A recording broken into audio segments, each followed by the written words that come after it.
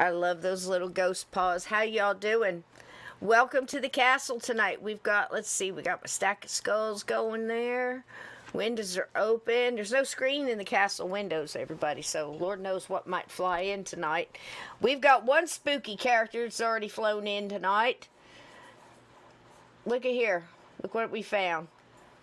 Come on Oh, in, buddy. hey there. Caught me leaning into the screen. Did I? I've got YouTube open another tab there and I forgot to mute it, and it would have been some hellacious feedback there in just a few seconds, but I Uh-oh. caught it in time. You need a minute? You take all the time No, you I'm need. I'm good. I'm all set. Let's see what we got over here. Tonight we were going to do a little of the, I thought, how perfect, missing persons, the original, I think, missing persons, at least the Well, ones, for America, yeah, that was yeah.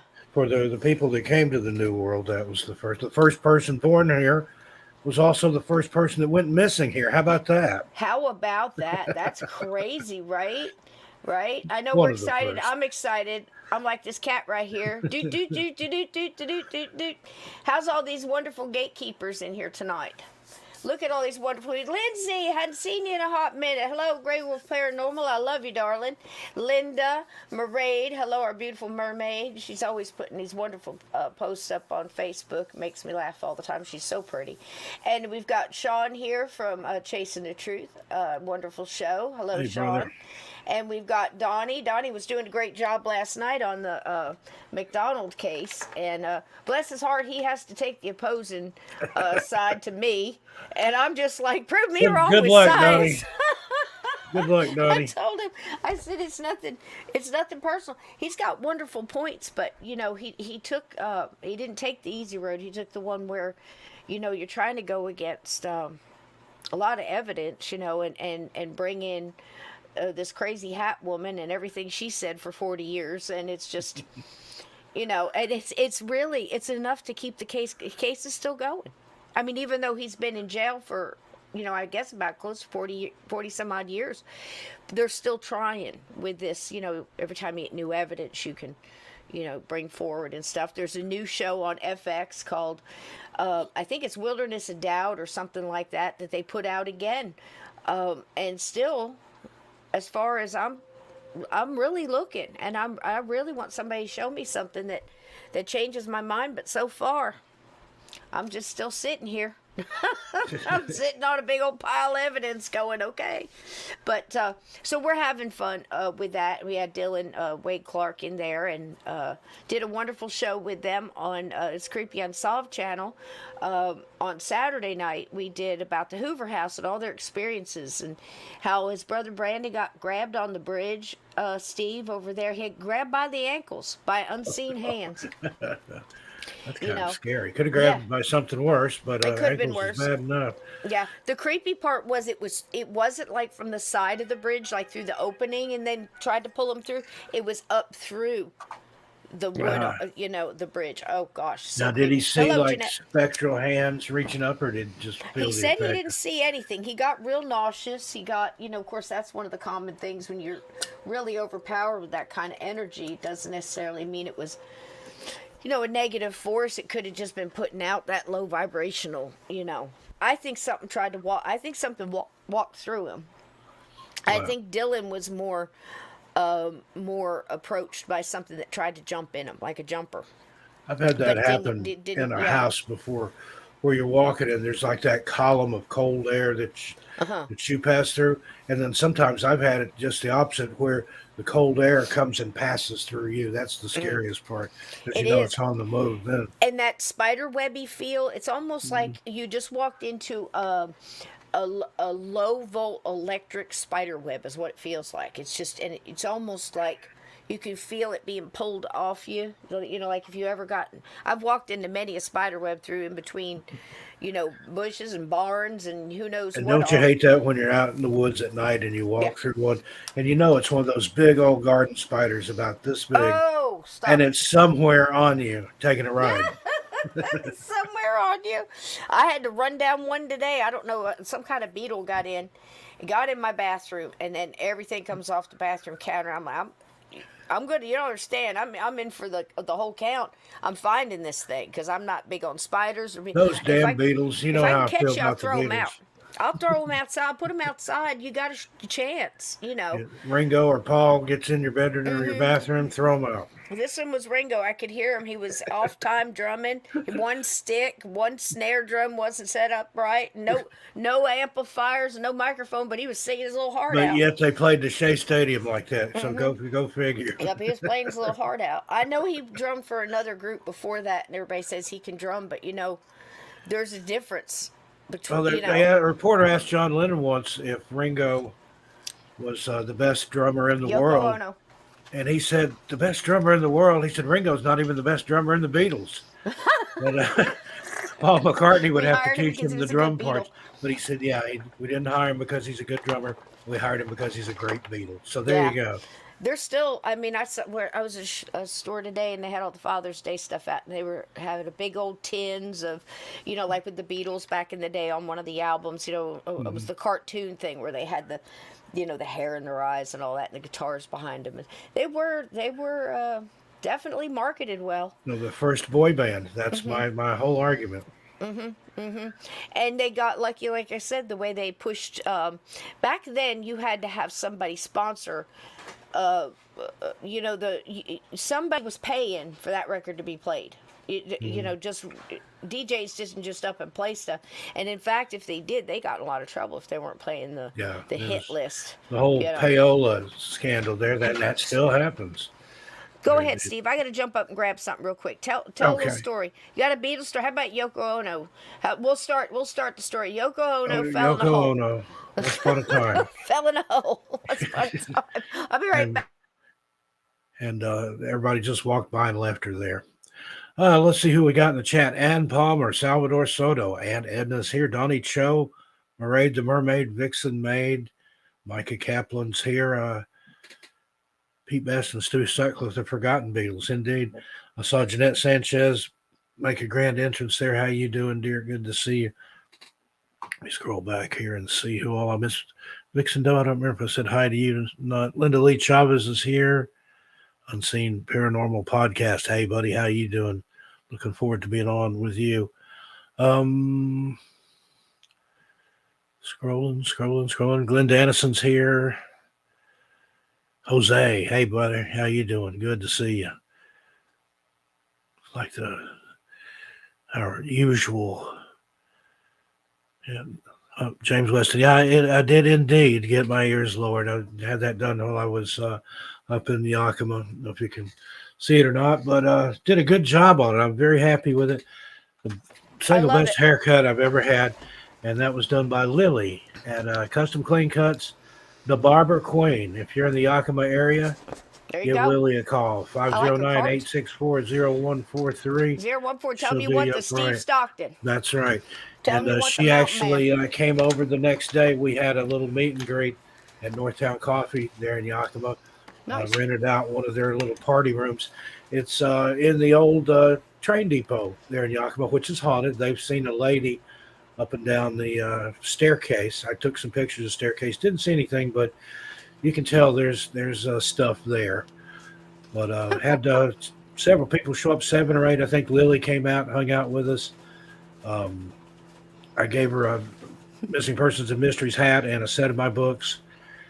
And then nice. I don't know if she's here tonight, but Jamie Bailey, my number one fan, her and her mother drove in all the way from Bothell, Washington, which is the home of Keith Bothell Linder and the Bothell Hell House. Yes, we got to get Keith back on. Yeah, I sent her that episode for us to listen to, and she was amazed that was in her hometown. Apparently not too far from where she lives. But her and her mom made the drive out to Yakima, spent the night, and so they could go to the meet and greet. And then Sandy and I took them to dinner that night. That's nice. Later on, so we went out and had Chinese. Just it's a great time. I loved Yakima. It's a cool little town. Mm-hmm. We stayed in a 114-year-old church that's been converted into apartments and Airbnb. And Sandy saw something. She was going down to smoke about 2:00 one morning. And where you come out, we were upstairs. When you come down the stairs, go left to go outside, or you can go straight toward the old sanctuary. She saw a woman in black with her hair up in a bun standing over there looking out a little tiny slit window that was in the door. And she spoke to the woman. The woman didn't acknowledge her, didn't turn around, didn't do anything. And that door where the woman was is alarmed. If anybody had gone out of there, it would have set the alarm off.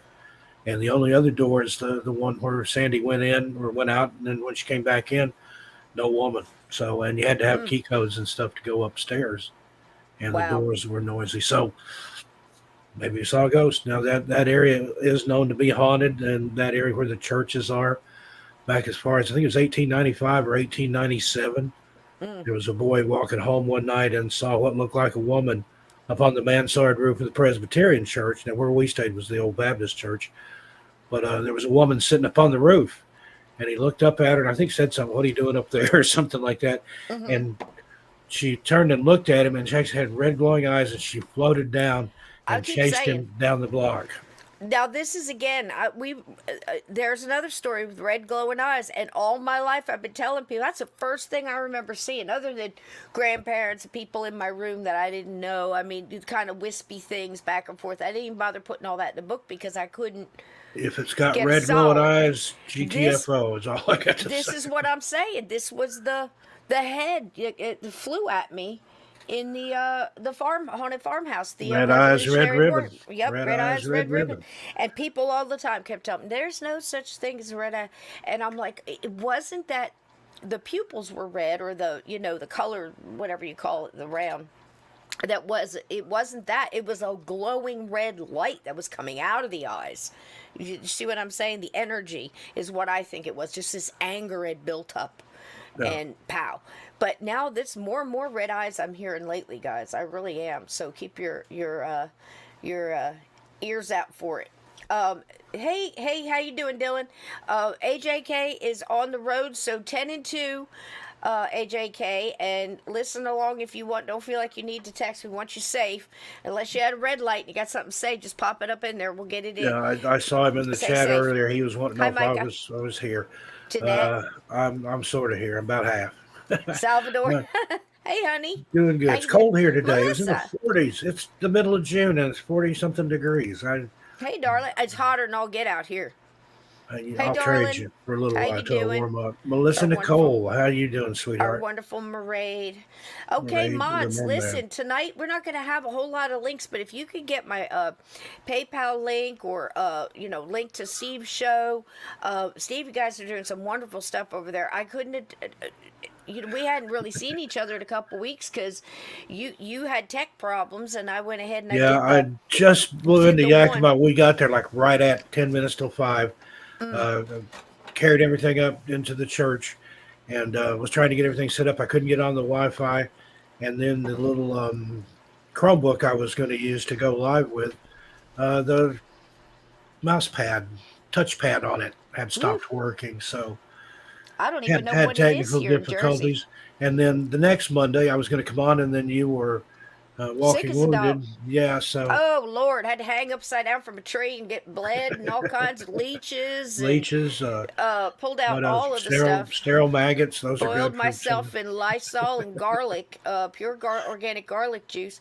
And Steve checked on me every day, and I'm here to tell you, man. I told him straight up. I said this isn't all natural. There's something else because Yeah, I had to call in some extra guidance on it and just and then really poor attack it. Mario, you had to. Oh What'd you do? geez, You put him in the lazy boy, put a blanket over him, fed him some garlic, and played a James Bond James marathon, Bond marathon. and He's he all right. pulled through. He ate his salsa. He saw how bad I was. That man must have ate a gallon of salsa a day, just trying to keep. Because we mix the garlic and the salsa and fresh tomatoes and cayenne pepper and Japanese, And no, with a excuse me, little Chinese red dragon peppers because they've got all little this healing change up there quality. on the pico de gallo. Yeah, that's good Yeah, stuff. yeah.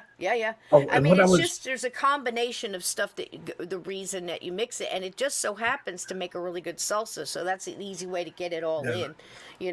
But When I go was in ahead, honey. Yakima, there's all kinds of produce places there. There was one that we stopped at, supposed to No, be world famous, and they had like the cotton candy grapes, which are amazing if you've ever had those. They're I'm not. the white grapes, but they taste like cotton candy. No Don't know way, how they really. do it. They're really amazing. But they had something I'd never seen before in a produce stand. They had smoked garlic, and Mm. they smoke it themselves. And I didn't ask them what it was smoked over. Sandy and I bought some, I believe, but from They the roll taste it of it, themselves just like a regular cigarette, or they smoking it in a pipe. this is good Cut up, enough. You Bub. can smoke it in a pipe. but it's smoked garlic and I believe a mesquite and maybe a little Mm, apple wood or something that is so smoked good. over. I've used it in salads. I've used it in Mm, chili. I'm going to make some spaghetti sauce with the rest of it. sounds But it's good. just amazing stuff. So if you ever get a Sounds good. chance uh, to buy smoked garlic, they also had some of the I biggest like the roasted asparagus I've garlic ever too. seen up there too, That and got of real big course out here. apples of every kind of imaginable. Mm, Washington State known for its apples. absolutely. And I just, what it's known for now is Mountain Man Steve up there with his flannel and his wonderful hat in front of Mount Rainier. Now I about fell off my, well, let's just say throne when I first saw it, because my goodness, how wonderful is that? That's how, it's so weird because years ago this is what I envisioned you doing. Remember I kept saying you go up there and the man get your hat and Yeah, talk and tell story, and it's amazing, and it's exactly what you I've should be got doing. Love three it, hats. I've got them in different colors, and love I've it, got some more flannel shirts on the way. I'm going to be doing a lot more on camera stuff. I'm going to do wonderful, the intro and outro like I did there on Mount Rainier, and terrific. I'm decided coming up with the next episode of listener stories that we Yep, do. I'm going to go sit out in the woods with a little lantern, there you and go. I'm going to read all the letters that we have for that We got to episode get Mulder a hat. We got to get online. him a little flannel check buffalo plaid vest or Hey, something. he'd love it. Oh I'm God, thinking about maybe having Mulder start his own Mulder's channel. Mysteries. I've got a GoPro Hero 10. I was thinking I could Yep. put that on a little harness and get a Mulder's Mulder's Mysteries. POV on stuff. Have them dig up a rib bone, and then you and Sandy can go out there, archaeologists and all Yeah. this, and try to figure out whose rib bone it is. But I mean, it Mount would be Rainier wonderful. was amazing. It was snowing up there. There was still a lot of snow on the ground. Chinook Pass was still closed. I stopped and talked to a ranger there, and he said you could get about maybe 200 yards down the road, and then they hadn't plowed anywhere, so Mm. had to turn around. And then Thank you, if you Maraid. see in some of the B-roll footage that I got there, um, it was actually snowing when we were up there. So that was Thank wild you, to be up sweetie. there almost into June and seeing snow. But it's it's the mountain. It's Mm. the air is rarefied, as they say. Yep. Well, we But absolutely it's love it. We're excited. We're excited like this cat. Look at him. yeah, there we Doot, go. doot, doot, doot, It doot, was doot, doot, creepy doot, up there doot. too. It was almost deserted. We didn't see a whole lot of people on the road, and that's kind of a creepy feeling when you're that deep. Uh-huh. And I mean, there was places up there where there was no cell service or anything, and Right. no guardrail or anything. If you off the side, they might Phew. find you in the Freaks me spring. out. Freaks me out. And that's it too. There's another I forget something with a purpose. Adventures with purpose. Yes, there you go. Where they go in and they dig out a lot of these cars. And I always wonder how in the world these cars winding up in the lake. I mean, I could see you running off a bridge maybe. I just don't understand how you're running off a road.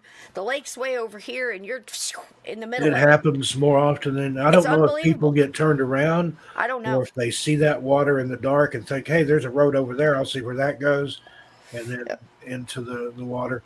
When I was a Yep. kid, I saw what I thought was a concrete pad in this area where some houses had been torn down, and I went to step on it, and it was an old cellar.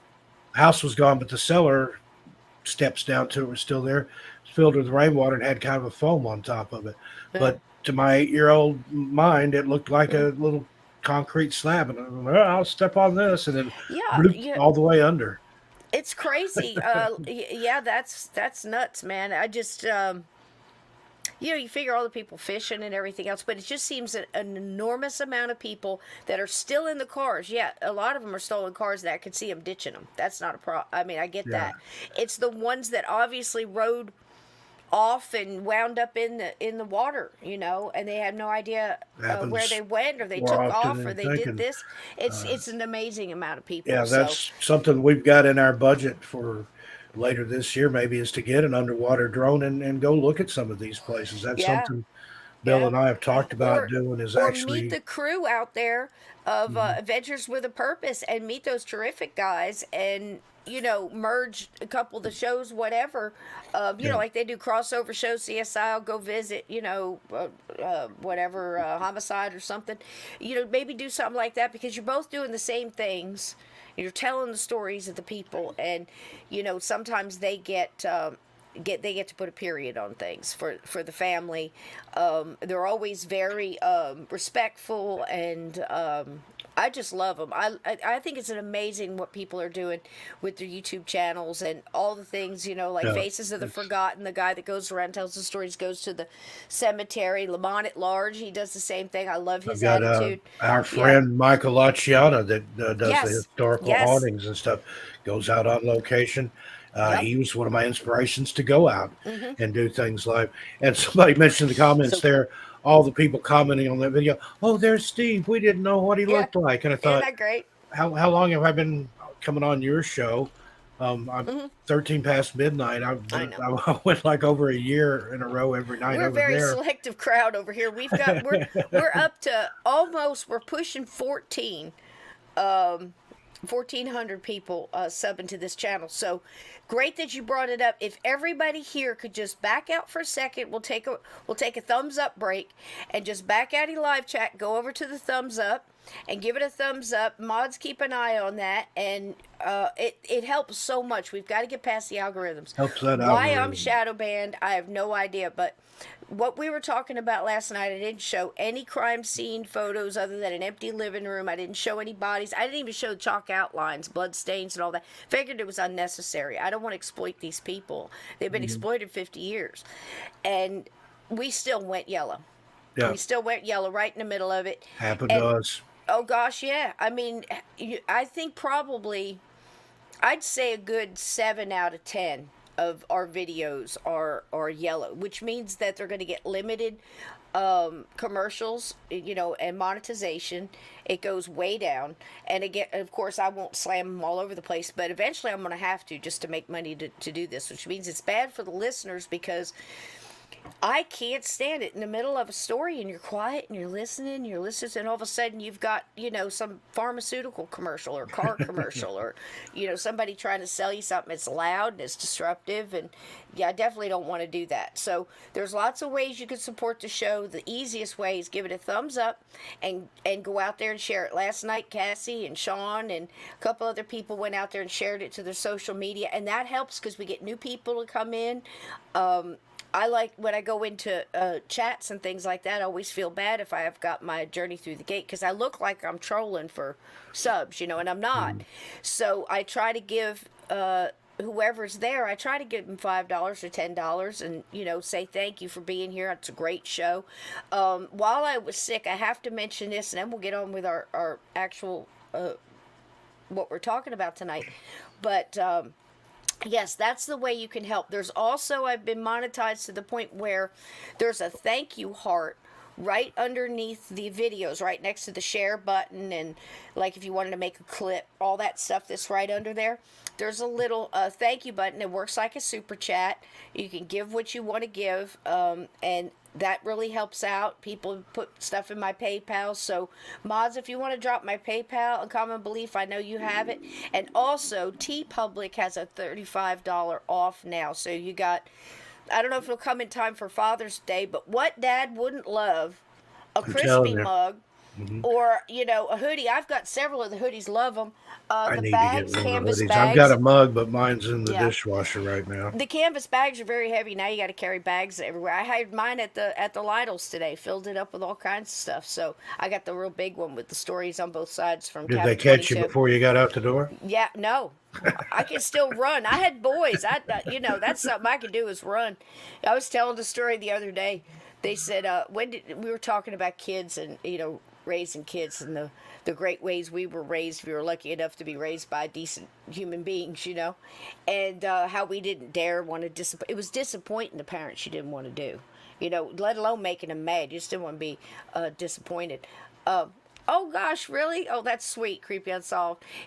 And again, I don't have up the Zombie Steve and the Skeleton Cisco yet, but I will work on it this week and see if we can't get Hey, that up there's there too, 'cause Connor, that's a good one. Bigfoot Hey Anon. How you doing, Connor, buddy? how you doing? But somebody put in my emails. It was the day I was so sick, and I mean, Cisco was in bed for like 2-3 days. I mean, it was full on. Oh my God, it really was something.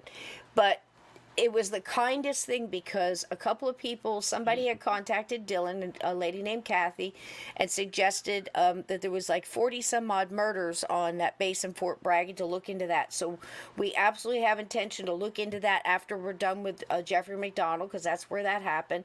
And it could very well have some bearing on the case. But again, you're gonna have to come up with something to come off the evidence we already have. That's my whole point at this. There's some of And those cases like that. thank you That so much for T whole Public, honey. generation of people never, like Sam Shepard. You remember that case Oh where they gosh, yeah, that's another those one people, we could get into. and to tell you something about those times, he carried a loaded pistol in his underwear in the courtroom, and said that if he had been found guilty, he was going to take himself out Well, I hope he would have right took it there. out of his underwear before he pulled the trigger, because he would But you know, have had he can you would have needed at imagine least a a five day shot. when Yeah, you could take a pistol into yeah, a courthouse in your underwear? yeah. And I believe Ruby carried one too. And I believe Melvin Belli, didn't he handle that case? Wasn't Dorothy Kilgallen in that? I Hmm. believe she was, because that was the one where she went in to talk to the judge to get permission to go, talk to him or It's do all something. part of the spider web. Everything's And connected. the There are a lot of judge, stuff I that's know, connected. and the judge tells her, I don't know why we're even bothering with this. He's guilty as hell. And this is the judge before the end of the trial, and she never said a word till afterwards. That's how closed That mouth she just was. that happens sometimes. Hmm. Like look at the Manson trial. Uh, L.A. Times giant headline: Nixon declares Manson guilty. Yeah, And yeah, that's the president of the United States yeah. declaring somebody guilty that And hadn't I even gone recall to that trial happened. yet. That happened here with recently. Somebody came out and called somebody a murderer before the trial ever started. And Yeah, that's just not something you should be and able to do. that's if you convict somebody in public opinion like that, Yep. they're not going to get a fair trial. But It's bad, there's bad, people. bad. Where would Charles Manson have gone to get a free trial? Right. And But then you got this guy up here in jail, and gosh knows I don't want to see anybody. There are guilty, innocent people, and I don't doubt that. But this one, it's just crazy, and we keep digging. We're digging up more and more. And of course, Donnie's on the case, and he's doing Donnie great. Cho. Yeah, and we might have a surprise visitor. Another wonderful podcast, Mysterious Circumstances. Justin Rimmel may be Oh, that's joining us the yeah. weekend Back after. when I used to do the live interview shows on Missing Person Mystery. See, our new people don't remember that I was live. I had all kinds of live shows over there. Interviewed a lot of authors. Justin's a great guest. Oh my gosh, and he But digs in so good, and he had not heard of the case. yeah, So he says, Cisco, what do you want me to do? And I said, well, you do what you do. You look into it, and you come. Don't worry about what I think or anybody else. You come with your honest opinion and tell us what you think and your vantage point and what evidence got you, and everything else. He loves to do the digging on it. So we're going to skip Father's Day on that because I want fathers to spend time with their yeah. kids. And Glenn Dannison saying there, Manson pulled that newspaper out, showed it to the jury. That should have been a mistrial. uh-huh, But uh-huh. and said the judge asked the jury, "Did anybody see that?" And they're like, "Oh no, I was asleep, or I wasn't paying attention, or Mhm. that should have been a Mhm. mistrial right there." Mhm. That Mhm. I mean, I'm not saying Manson's not guilty, but he Mhm. was never convicted. You always hear on Yeah, some he of these is. crime shows, mass murderer Charles Manson. He wasn't convicted of murdering anybody. He was convicted of conspiracy to Yeah. commit And murder. I think he was part of that whole Laurel Canyon, Yeah, MK he Ultra, was. Acid, Timothy He Leary. Timothy Leary worked for the he CIA. he actually he met the Beatles and hung out with them. Yep. People from Crosby, Stills, Nash and Young, Yep. Dennis um, Williams. Yep. Beach Boys. Beach Boys. Yeah, Glenn there's Campbell loved him. You know who thought he was the bee's knees is Neil Young. Neil He Young just called him he the thought. Wizard.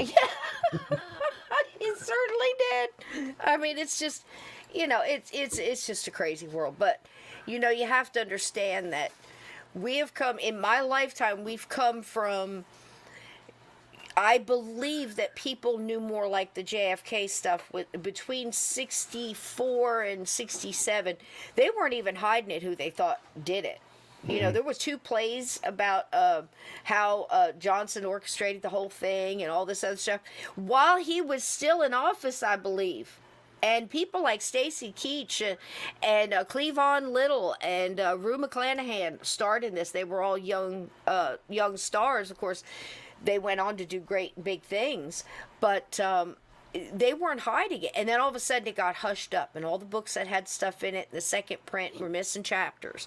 Mhm. And then you've got this whole conspiracy theorist stuff that was started for this case by the CIA, so they could dispel anybody saying anything that didn't fit the narrative, like Just people that didn't muddy the believe the water. magic bullet. Yeah, And the stuff like Warren that. Commission's Oh report. God, what a joke Who that was the was. head of the Warren Commission?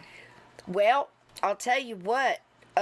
Ford came out and There you go. admitted that he moved the bullet on the autopsy and moved it up and over behind the neck so it would better fit the narrative. And his excuse for doing so, as he admitted he did this, said he did it for the good of the American people. Nah. Can you believe that? And So then, one day we'll really get into that. and But the when whole Nixon reason, stepped down, Ford Yep. became president. That was his payback for playing along on the Absolutely. Warren Commission. Absolutely.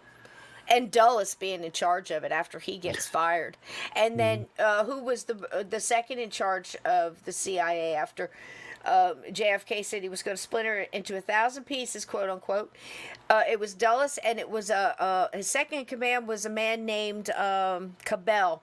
Yeah. And his brother just happened to be the mayor of Dallas and moved it. He was the reason they did that last hairpin dog leg where the car had to slow down to 3 or 4 miles an hour just to get that. He's the one that added that on just so they could get right That good was into the a crossfire. kill box they set Yeah, up there. yeah. There was Crossfire, just like Have- Jim Morris called it. Have you ever heard Meatloaf's story? Oh yeah, that was about great. the day that they chased Yeah, from the Love Field to Kennedy's Parkland. car to Parkland Hospital, Parkland. and they're standing there looking in the car, Yep. and there's people thought he was lying, and then they found a picture of Kennedy's limousine sitting Yep. there, and one of the kids standing Yep. there looking at the car Yep. is Marvin Aday, also known as Meatloaf. Also known as Meatloaf. Yep, the Secret Service guy confiscated the car and handed him, I think, $5 for the gas. Wasn't his car. I think he was along for the ride. It may have been his car. I can't remember. It was somebody that showed it here on the Meatloaf show. was with. It was their car, and the guy Young like kids. was standing in the highway. Stop! Yep. And showed him the Yep. CIA badge or Secret Service badge. Got in the car with him and said, "Go, let's go to Parkland." Yep. But I think it's funny, in 50 years we've gotten to the part where we've done a complete 180. I think we've gone from that in the early 60s, to now to 180, where before, if somebody, said somebody other than Oswald did it, or he was a patsy, or he was involved in a conspiracy, people would run and call you nut. Now it's the other way around. Oswald did it. Oh, okay, bye.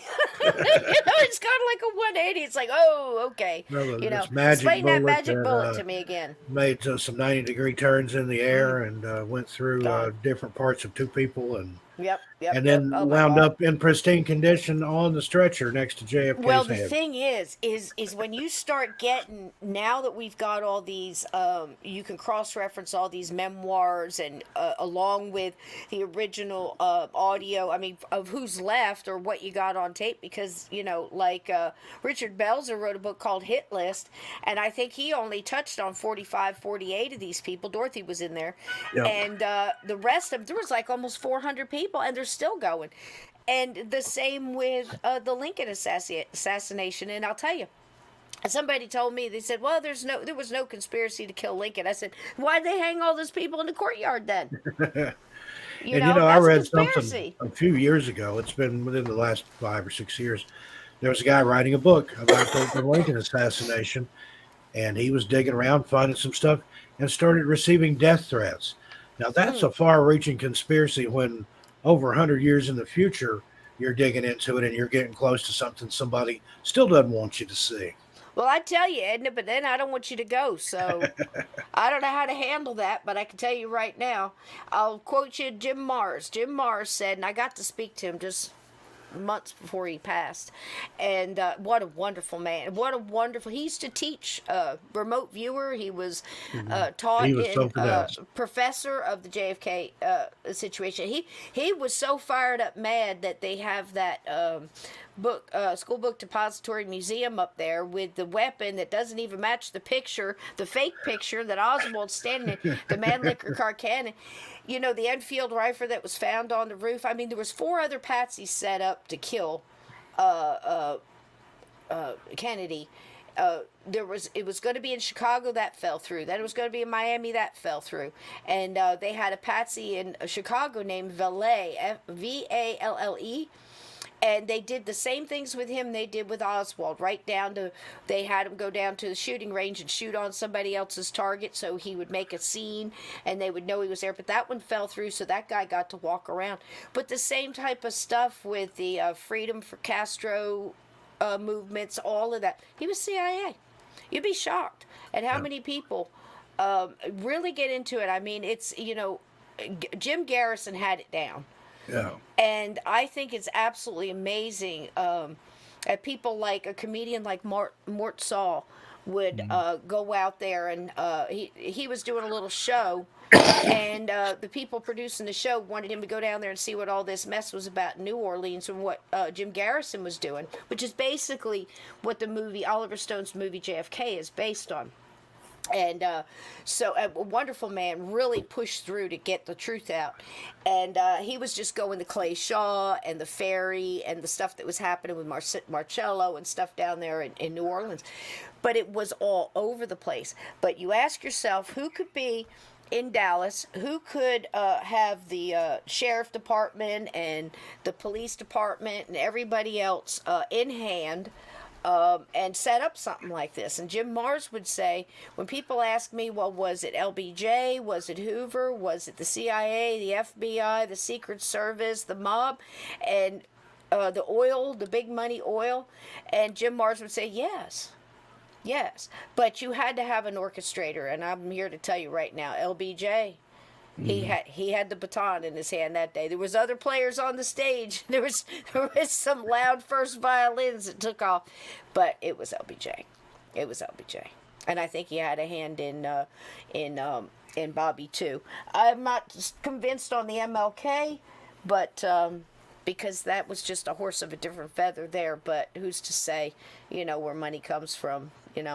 But there's that. So thank you to Kathy for turning me on to the last podcast I'm going to, really give homage to here. And it is called America's Untold Stories. It is hosted by a man named Eric Hunley. And my new man crush, his name is Mark Grobert. And he is like the Forrest Gump of pop culture over the past 40 years. He was the past editor of National Lampoon magazine. He was the full editor of MTV To Go when the MTV magazine got launched, when MTV was really big. That was huge. And of course got to meet so many people there and throughout New York and LA, and good friends with Oliver Stone. And they are doing a fantastic series over there on each person that was involved with the JFK assassination. And there's like 2-3 hours on just Ruby, on just Oswald, on Marina and their keepers, and Moore and Shield, and just every little aspect. And when it all hooks up, Steve and I can tell you, when we have a guest on and we're talking beforehand and after, when I had Mark Shaw on, he told you guys here when he was on, he said, Cisco wouldn't leave me alone until I did a book on Marilyn. and he said, I wrote that book because, she told me to look at it. But I also told him, I said, when you're done with that, I need you to look into a little party that was held at, what's Marchand's house. And everybody was there the night before. And a young lady named Marilyn Brown was there, who happened to be, for over 20 years, LBJ's, one of his constant, oh boy, was he something. Woo! If you think JFK was a philanderer, wait till you get a hold of LBJ. Oh my God in heaven. And anyway, this Marilyn Brown was one of the ones that had his child, who also wound up mysteriously dying, but he looked just like LBJ. And LBJ said he didn't want anything to do with him, yet his estate paid for all his funds all his life. But she came out and she said there was a party. the night before the assassination on the 21st, and everybody was there. Nixon was there, Hoover was there, all the big oil guys, J.L. Hunt, and of course LBJ. She was there to be with him, and all these people kept coming in, and they went into a back room like a library or whatever, and closed the shutters, and that was it. The And nobody believed Elder her. Bushes were involved too, though. Yeah. The, Yes. the, Yeah. the old Uh-huh. man Bush. I can't Yep. remember what his Yep. name was. The Prescott, one. I think, or Yep. something like that. Well, also, Bush, Daddy Bush. Yeah, Yeah. he was there. Bush the elder, Yeah, and he's the only one who said he didn't know where he was that day in Dallas, and we know he's put in phone calls and everything else. He was there, but how could you yeah, be in Dallas and not remember yeah, whether you yeah, were there or not? yeah. Everybody in He this did country his dues. He that's wound of a up being the certain age CIA. knows exactly where they were Yep, on the day that Kennedy was assassinated, yep. except for Bush. I don't remember where I was at that day. I might have been in Dallas. Okay. And see, that's just it. It's not, again, I'll say, it's not that I was, a big fan. I was a kid, and look back, and I liked a lot of things he did, a lot of things he stood for. I didn't like him as a man because, he was what he was, and that's between him and Jackie. It's none of my business. But it does show a little bit of character. But Bobby was a bulldog and was going after people, and him and LBJ. I mean, there have been books written, multiple books on just their battle, their fights back and forth, and I mean, it was horrible how LBJ did it. He liked to demoralize people. And he liked to embarrass people. I mean, there's multiple stories of how he treated his staff, and how he would take Jumbo out, which is what he called it, and run around the White House and screaming and calling all of the help that happened to be of a darker persuasion, that word we don't like, at the top of his lungs all night long. He drank 2 quarts of Cutty Sark an afternoon. And he was just one of these human beings. So if you're, Free Willy, it was Jumbo, free Jumbo, and he this stuff. I mean, he would use his second in command, Bobby Baker, as a footstool. I mean, it just, go watch this series. I would love to have these gentlemen on. And when I first started watching it, I said, oh my God, I got to get Mark on. And then I watched another episode, and about halfway through that episode, I said, no, this is perfection.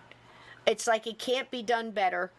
And I would just rather send everybody over there to watch it. And if you like America's Untold Stories, I mean, there's stories over there about when the Germans came in right after the Lusitania sunk before the war, and how they blew up Manhattan and Black Tom Island, which is actually a garbage, thing. But did you ever hear that in history class? How Nope. these guys did that, and it was such precision, and it still didn't get us in the war. But go watch that stuff. It's America's Untold Stories, Eric Cunley's channel. Go and subscribe, because this guy is really, and I think on Locals, they have a Locals channel. Totally worth the money if you're interested in it. All the documents. He's downloading PDFs of books that are out of print on this that tell the truth and everything else. So if you want to get something for posterity, for your kids, you want to teach your kids some real history and pass it off to your grandchildren, so it may never happen again. This is how they lied to the world and to you. And this is this. I feel the same with the McDonald's case. People, and you've got to be discerned, because people can't just make up evidence out of whole cloth and say, oh, all of a sudden, out of 30 years, now they have wax all over the house from this candle. No, they don't. Where was it 30 years before that? Yeah.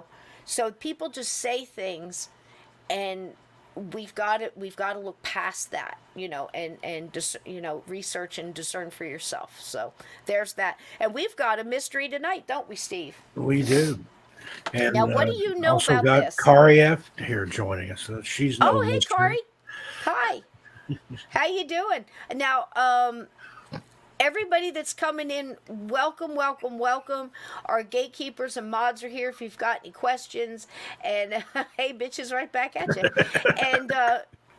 And we have shut the fuck up cakes too. So There you go, Kari. Help you say yourself. whatever you want.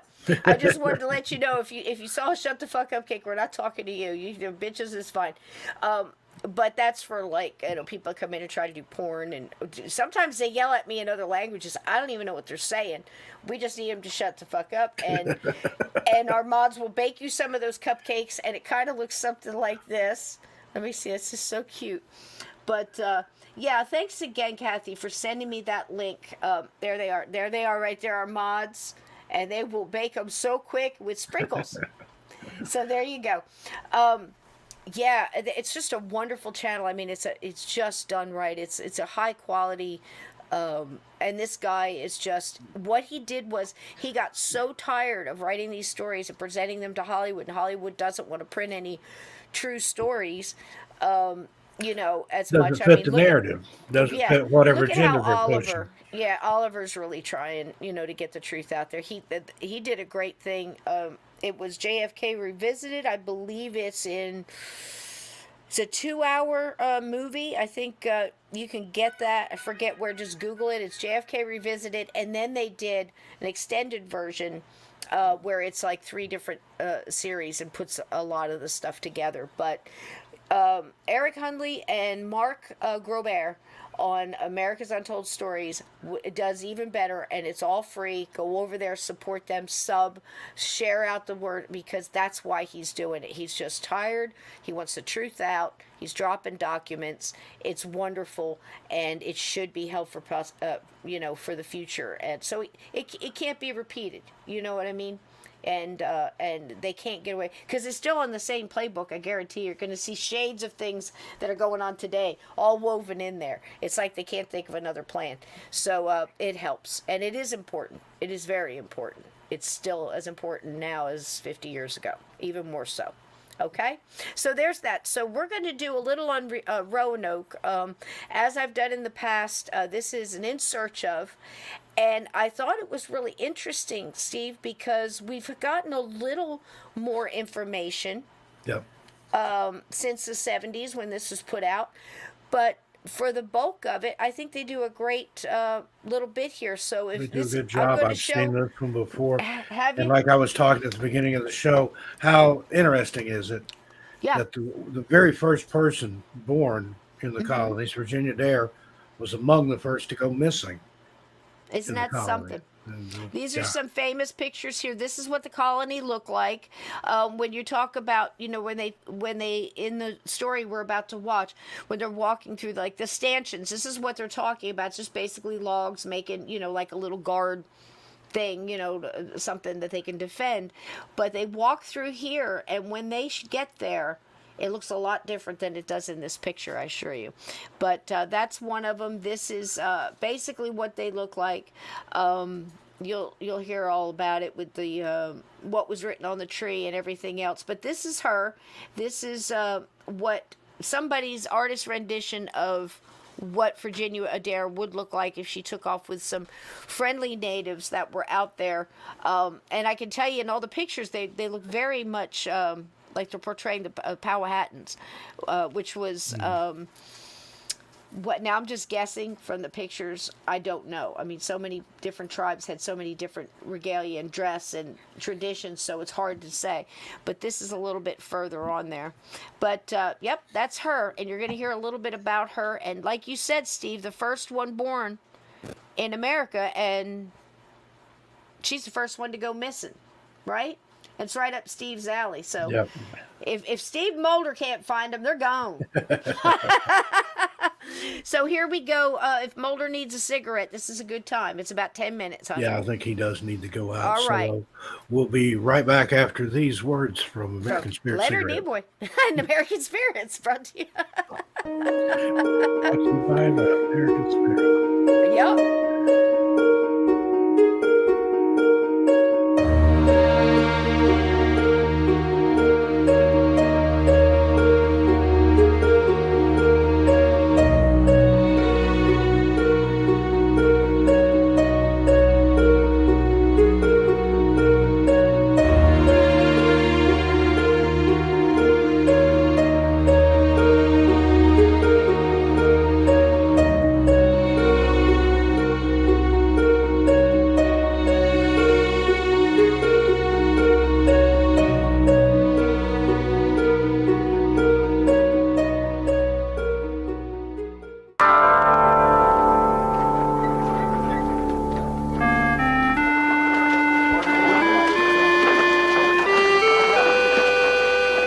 116 people landed on an island off the coast of North Carolina.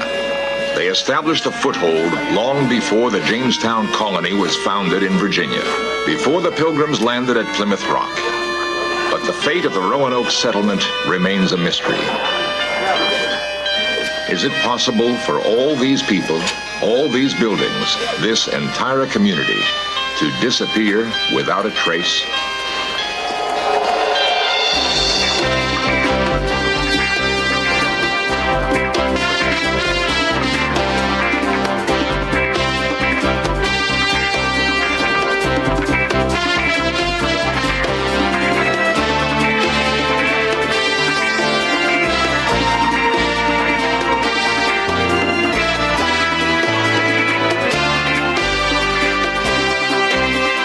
This series presents information based in part on theory and conjecture. The producer's purpose is to suggest some possible explanations, but not necessarily the only ones, to the mysteries we will examine. Great civilizations have flourished and then disappeared. The culture of Egypt testifies to man's skill in engineering. The ancient Greeks left us beauty in form and architecture.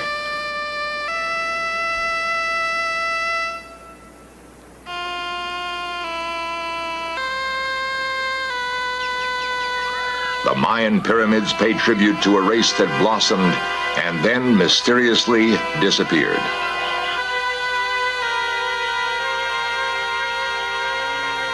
Modern archaeologists have used the remains to decipher how these civilizations began. But there is an island off the Carolina coast that even today still hides the secret beginnings of America.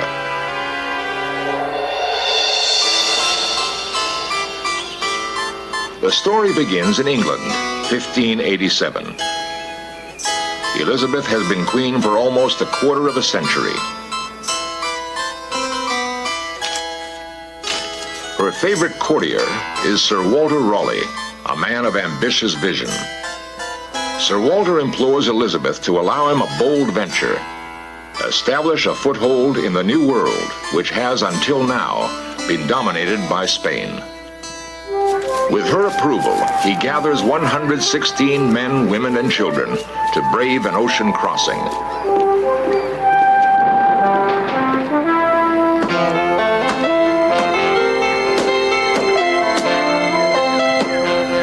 Is established on Roanoke Island, just off North Carolina.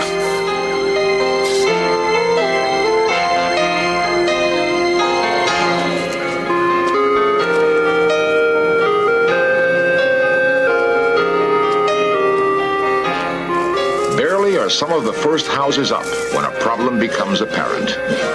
If the colony is to survive, more supplies are needed from England.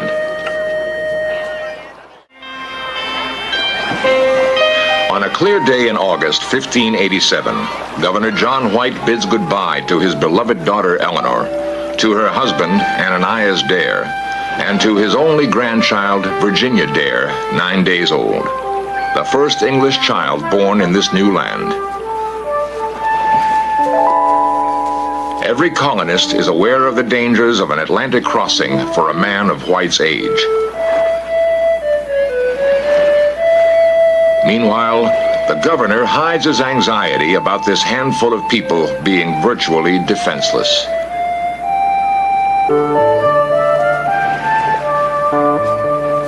They are extremely vulnerable. The threat of attack by unfriendly Indians who had already killed one of their people, the specter of a long, cold winter. Could the colonists plant enough food to ward off starvation? Will Governor White or anyone else ever see them again?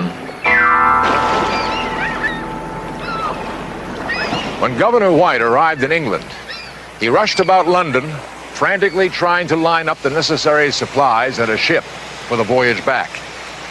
He wanted to return to Roanoke as quickly as possible to ease the colonists' worry about being totally isolated. The governor's timing could not have been worse. England is gearing up for a war to the death with Spain, whose mighty armada is poised to strike.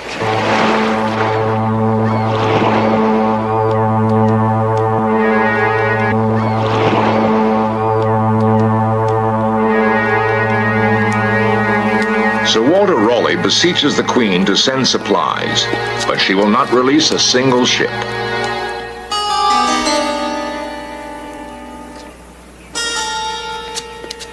None of his pleading can force the Queen to change her mind. Spain's King Philip has assembled the greatest fleet the world had ever known. 137 ships with 30,000 men aboard. He hopes to crush the English Navy. When the battle is joined in the English Channel, the unwieldy Spanish galleons are no match for the longer-range English ships, whose captains include such famous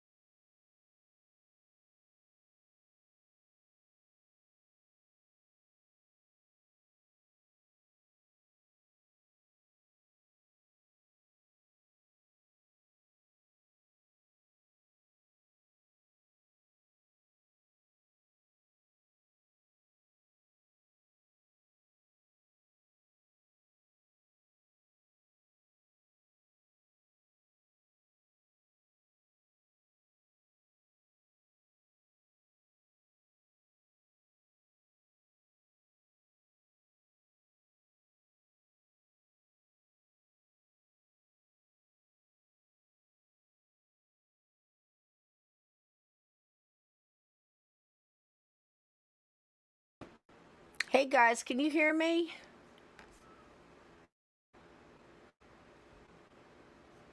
Wow, this is so weird. All right, hold 1 second, guys. Let me see what I can do here. Hold up. I think Steve's still out smoking a cigarette. Can you? Okay, good. Thanks, Jeanette. Let me see if I can download this one again. Bear with me. My whole internet just went out. Okay, we can do it. We were right about here. Yeah, it was nothing that I did. Give me just a second. Let's pull up. It just went black. Everything just went black. If I hurry up, we can do this. And Steve won't even know we did this. He's probably outside laughing. This happened a couple of times when I was on with Dylan. Okay. Oh, wait. That's the wrong one. Okay, here we go. We were about at Leonard's porn stash, right, Blue? Okay, here we go. frantically trying to line up the necessary supplies and a ship for the voyage back. He wanted to return to Roanoke as quickly as possible to ease the colonists' worry about being totally isolated. Okay, here we go. Nothing The happened. governor's timing could not have been worse. England is gearing up for a war to the death with Spain, whose mighty armada is poised to strike.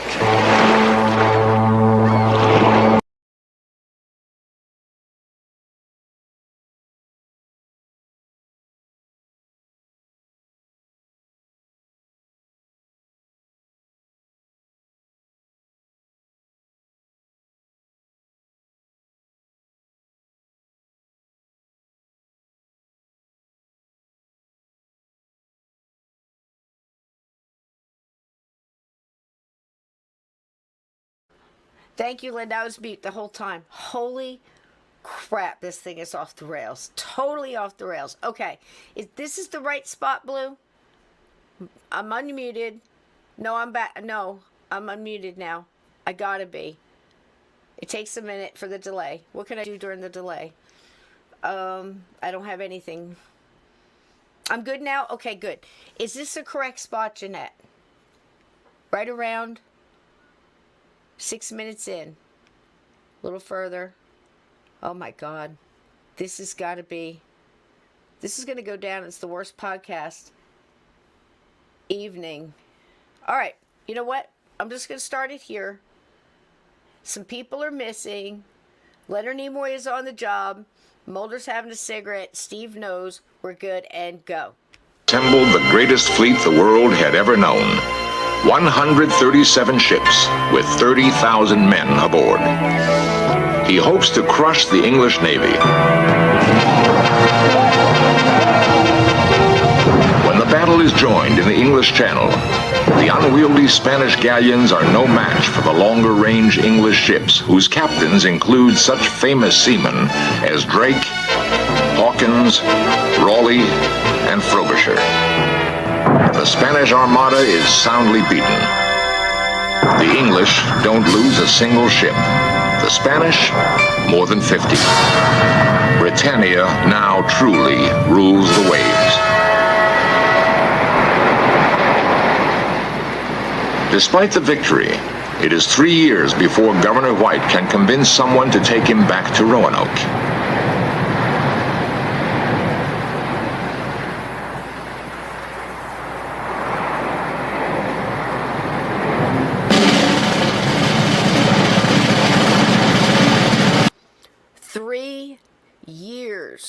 That's a long time. Just saying. John White is gravely concerned. Surely by now, someone from the colony should have sighted the ships or heard the signals.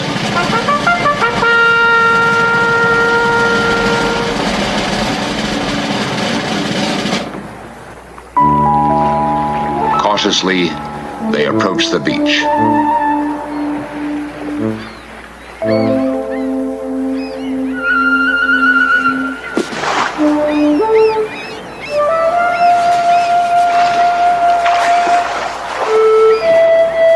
After 3 long years and so many disappointments, White nervously awaits the realization of his dreams. But where are his people?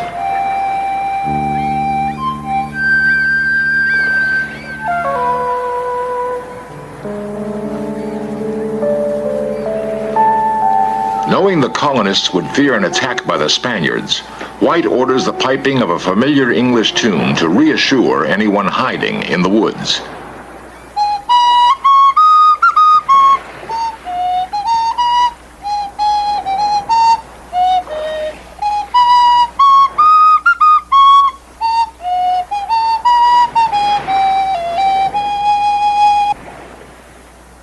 Still, there is no response.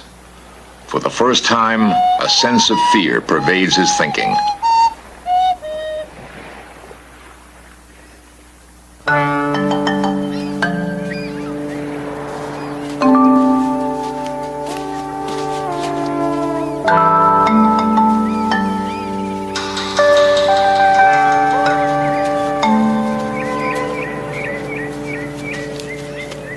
The trail inland is familiar, but empty.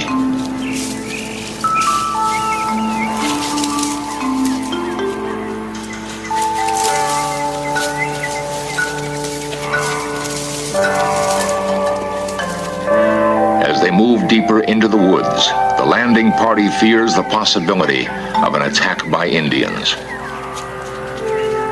Governor White remembers that although the Indians were at first peaceful, a killing had created tensions that could well have flared into violence after he left.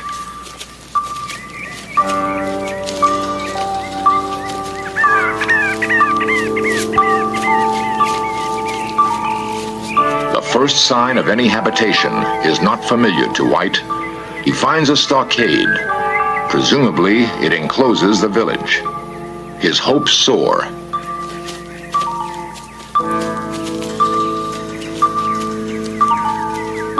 But as he enters the gate, he is stunned.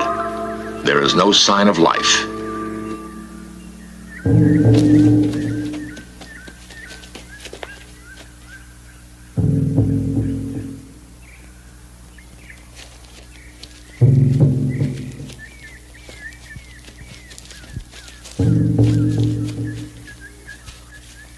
Eerie silence. The compound is overgrown. Nothing remains. Even the sturdy buildings are gone. If the Spaniards had burned the buildings, where are the charred remains? If the colonists had been ambushed, there should be bleached bones, something to tell the tale. There is nothing. These are all really, really good questions, by the way. I mean, think about what he just said. Yeah, where are the bleached bones? Why is there no ash if everything got burnt down? You know, now think about it. These aren't teepees. It's, you know, it's nothing for a nomad tribes to pick up and follow the buffalo, or pick up and go where the food is, or where did these huts and houses go? Did they knock all them down and take every trace? Did you hear that, Steve? Yeah, I was listening on my phone Steve when I was knows. outside. I love you, man. Yeah. It's so funny. I was laughing I was so hard outside. I I had was to talking with people, telling them you're having That's so technical funny. difficulties. You're like, Steve don't even know. pee. Yeah, you know. Steve knows. We'll say hi to Amy, my secret Welcome, crush. ma'am. Shh, don't tell anybody. And Jamie Secrets out. Bailey's here. She's the one I'm telling you about. That's my number one fan. Mhm. Her and her mom drove over to Yakima from Bothell Pleasure to meet you. and met us at the meet and greet. And then we took them out to dinner later that night for some awesome Chinese. Good to see you, Steve's Jamie. crazy Hope your redhead mom's fan. doing well. I've been But here. I I've been around think a while. what happened was they heard that damn guy playing Greensleeves and they all Green hid. sleeves. That was it. You They're know, like, oh, not that guy again. Get out of I here. know. I mean, I don't know what this poor little scared guy is playing this flute, but they're about to fight with some people that actually know how to play a flute. Most beautiful stuff I ever heard. Everybody says, you know, this was a moment, and I heard this and the sunrise and all that. I was lucky enough to wake up one morning, have my coffee, have my old Harley blanket around me, and as the sun was coming up, I got to hear a wonderful, fantastic guy. He was almost full-blooded Blackfoot, play Amazing Grace on the flute, and it was just absolutely breathtaking. Absolutely, but with the sunrise, with the mountains, it was gorgeous. So, you know, that's it. I don't need anything else. But yes, Donnie, the buildings are missing too, and we got about 2 minutes left of this one, so I'm gonna let this one play out, then we'll come back and talk about it. Cool? Sounds We're good. almost there. They're almost gone.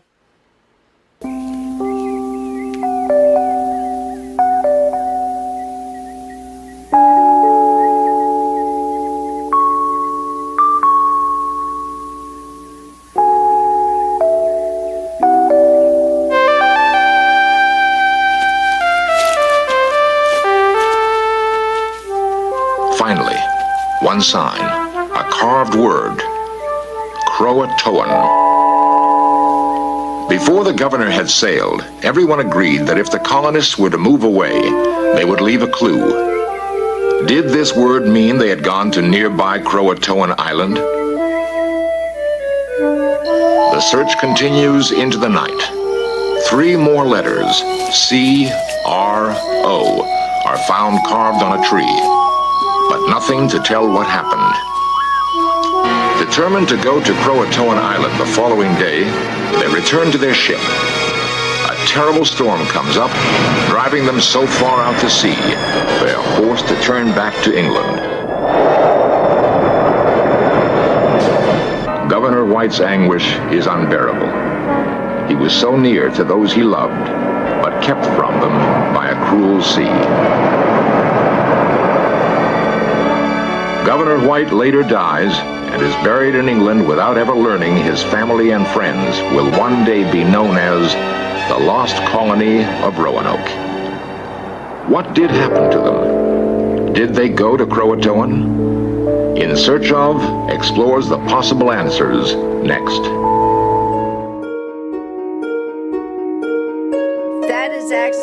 actually Virginia dares baptism. Ain't that something? Yep. This Amazing. picture, it's a famous picture, of course, it's not Memorex or anything. All right, so what do you think so far? I'm not worried. Leonard's on the case. Yeah, The Leonard's Insurgent gonna team is find hard out. out there with their shovels and their brushes. He's got that Magnum PI mustache. a full years set before of Magnum 1970s PI, so. encyclopedia, and quite possibly William Shatner. So we're Well, going to if figure they out what's thought they going went on. to that island, my first thought would be, did they go to that island and look for him? These are And good questions, I'm Steve. sure he's going to answer that. That was in my top 3 questions as well. And, what happened to, did they go look? Did they get to the island? Did White find them? Now, I've heard rumors since that there is, there was DNA found in certain tribal, there's all these, again, like the McDonald case, like the JFK thing, there's all of this stories about what had happened. The thing that I'm trying to focus on is, where did these buildings go? I mean, they weren't, like skyscrapers or anything, but they were solid buildings. They weren't burnt. There was no ash. There was no bleached bone. It's been 3 years. Of course, they could have moved the fort and stuff with them. They had 3 years, so it's like... Yeah. That's, Well, not only that, but, they're not used to hunting that area. I'm assuming that they are all stupid. I mean, And they're not just... one of the more interesting theories I've ever heard, of course, it's just conjecture, is that when he came back, he looked in the wrong place. And that's why he didn't find it. He was a little too far down the coast. Good night, folks. I'm like, I don't see them. Where did they go? I Yep. took Totally the wrong wrong. turn at Albuquerque. And Yeah. Well, Columbus landed in Florida and thought it was the Indies, didn't he? And that's how we wound up being called Indians all this time. So now I got to Indians, say feather in the head, not dot in the head. All my life I'm saying this, And that's when people, you could say either one of those cultures and not, wind up something bad happening to you. We're not very far from that. I mean, that's in my family. It's still to this day. I'm trying to get the slides because when we went out there, Jiminy Christ. And I think it's only offensive to people that it doesn't matter to. I know Native Americans that call themselves Indians. I do too. It's just easier sometimes. But, then again, I consider myself very close to people who are so on, and rightfully so, I'm not saying anything against that, won't even carry a 20. I mean, Because Andrew Jackson. Yeah, because Andrew Jackson's on it. Stand there and argue with the bank. Nope. 4 5s, 2 10s. You can tear that one up. I mean, serious. That But works. think If you're going to give me a 20, no, I don't want that. Give me a Benjamin Franklin if you're instead. going to do He's a it, nice you guy. might as well go all in. Now, this is another, of course, all these are sketches. This is the artist is down here at the bottom. But, of course, it's just what their idea of what that must have looked like. The one that everybody seems to say matches up with journals and everything else, this has to be out of whole cloth, because as far as I know, they never had any contact with her. I don't think they had somebody sketching, and she sends it back to, hey, forget about me. That was one of the stories, Yeah. that there was a very light-skinned girl that lived among the natives there. And, Sure, there were. Captured all the time. They would, absorb into the culture in some cases.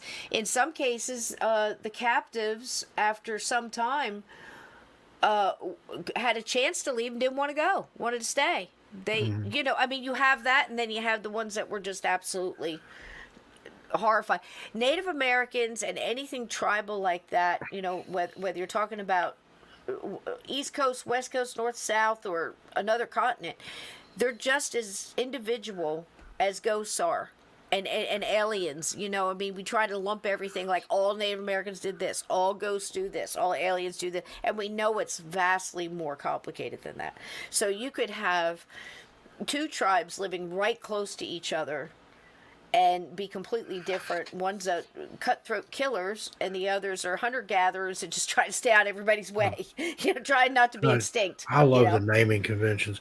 I told my mother one Yeah. time if she were Native American, she'd be Helen Iron Clothes.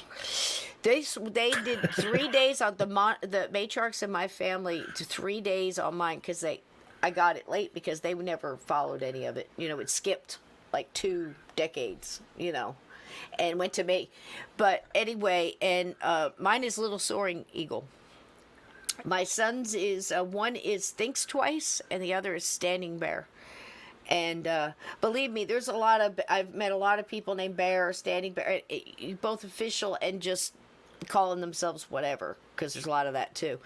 But this Standing Bear, come by it honest. Let me just tell you. But there's also a thing, like you see a lot of people wearing the bear claw around their neck, like you'll see it in a lot of different regalia and jewelry and things like that. But if you really understand it, you're really not allowed to wear that unless you killed that bear with your hands. Yourself, a knife, bow, that's when you're cleared to wear that. You just can't come up and wear a jingle dress or wear you know what I mean?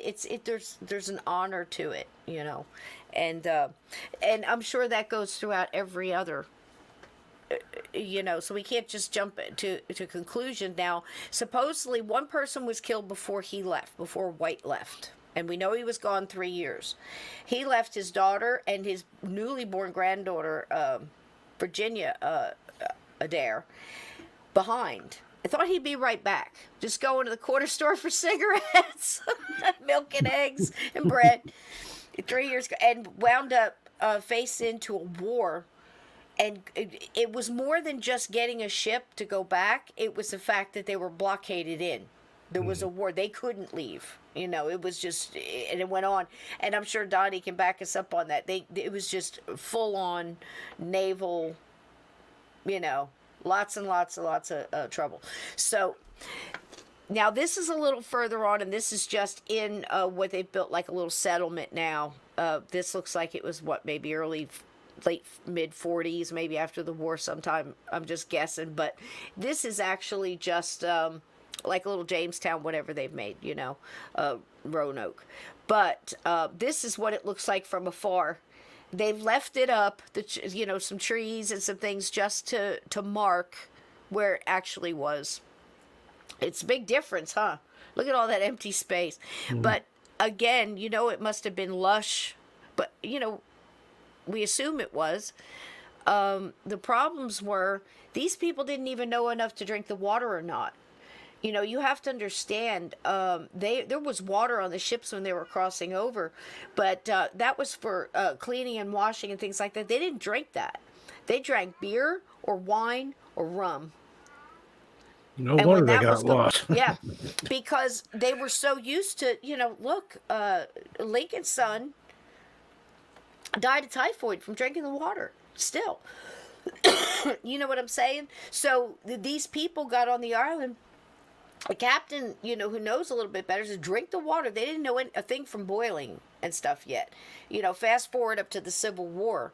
They didn't even start boiling bandages and cleaning instruments and washing hands until, 3/4 of the way through the Civil War. So these people are left here and they have to fend for themselves. Will they be able to grow enough food? Yeah, before tea even. Way before tea. No. That's why the Boston Tea Party was such a big deal, because tea meant something.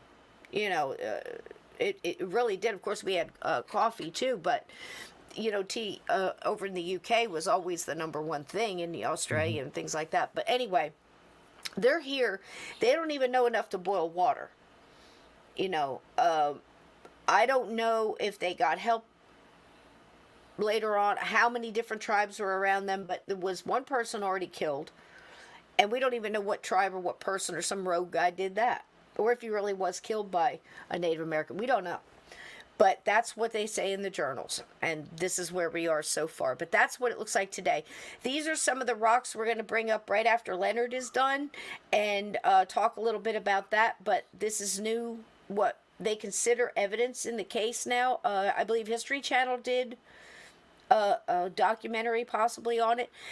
This is actually the tree, supposedly. And if Okay. you're in the Outer Banks area, they do an outdoor drama over there called The Lost Colony. It's in like its 85th season. It's been playing over there for years. Wow. If you go to that area on vacation or whatever, it's worth going and watching. Wow. Yeah, I love going to places like that. I remember going to Williamsburg and Jamestown and, seeing the replicas and stuff like that. But I always wondered, if Croatoan, there's an island not far from there that's Croatoan. So or Croatoa. And you would imagine that since they put that on the tree, they said if we had to leave, they'd leave some kind of a message. We don't know how fast they left, if they did, or if they were taken. We don't know. But that would be the first place you'd look. Now, I wonder any evidence found over there. I don't know. But we'll look into it and see. Maybe Leonard and the boys found something. What do you think, Steve? Yeah, you ready for one more go-around? Roll that beautiful bean footage and let's find out. Let me see where I put it. My goodness, what a night. This happened Saturday, too, but I wasn't hosting that night, so it wasn't so bad with Dylan. I just pop in and out. In the studio. I do, man. It's been something around here for a little bit. I think everybody's got it. Here we go. We're cooking now.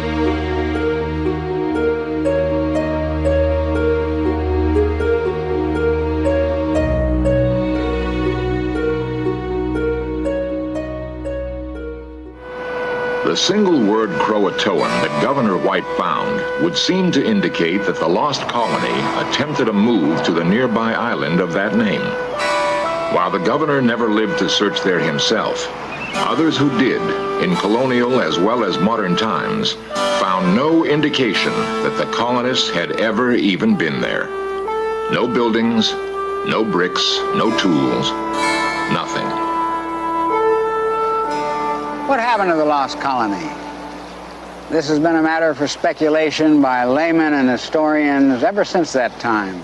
Author-historian David Stick, who lives on nearby Cape Hatteras, has spent years trying to solve the riddle. There have been many theories. One, probably the most prevalent one, is that they were attacked by the Spaniards. The Spaniards, having settled in the West Indies with a number of colonies there, are known to have kept a close watch on the Raleigh colonists and what they were doing, but they did not attack. This has been proved by a thorough examination of the Spanish archive. Another theory advanced by one of the leading historians of this area is that they built a vessel and sailed back toward England and were lost at sea. This also is highly improbable.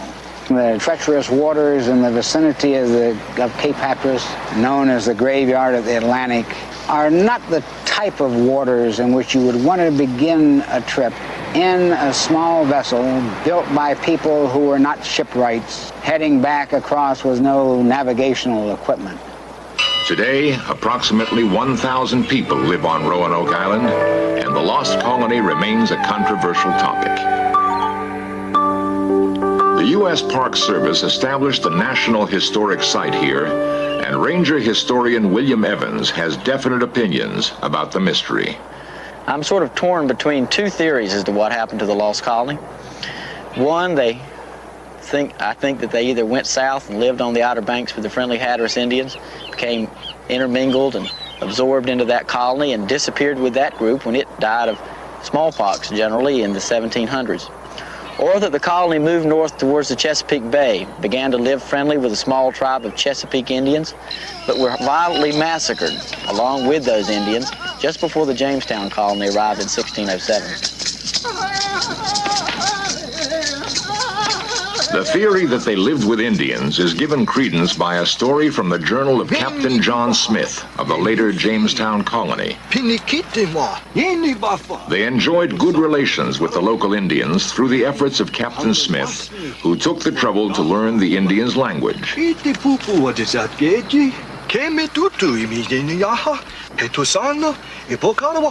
On a visit to Chief Powhatan, the father of Pocahontas, Smith was told of white people traveling with friendly Indians who were caught in an intertribal war.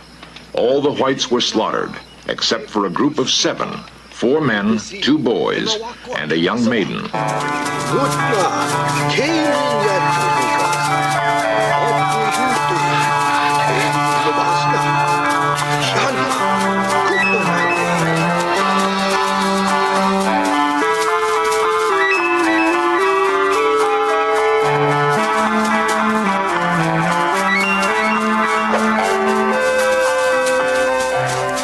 The 7 whites managed to escape.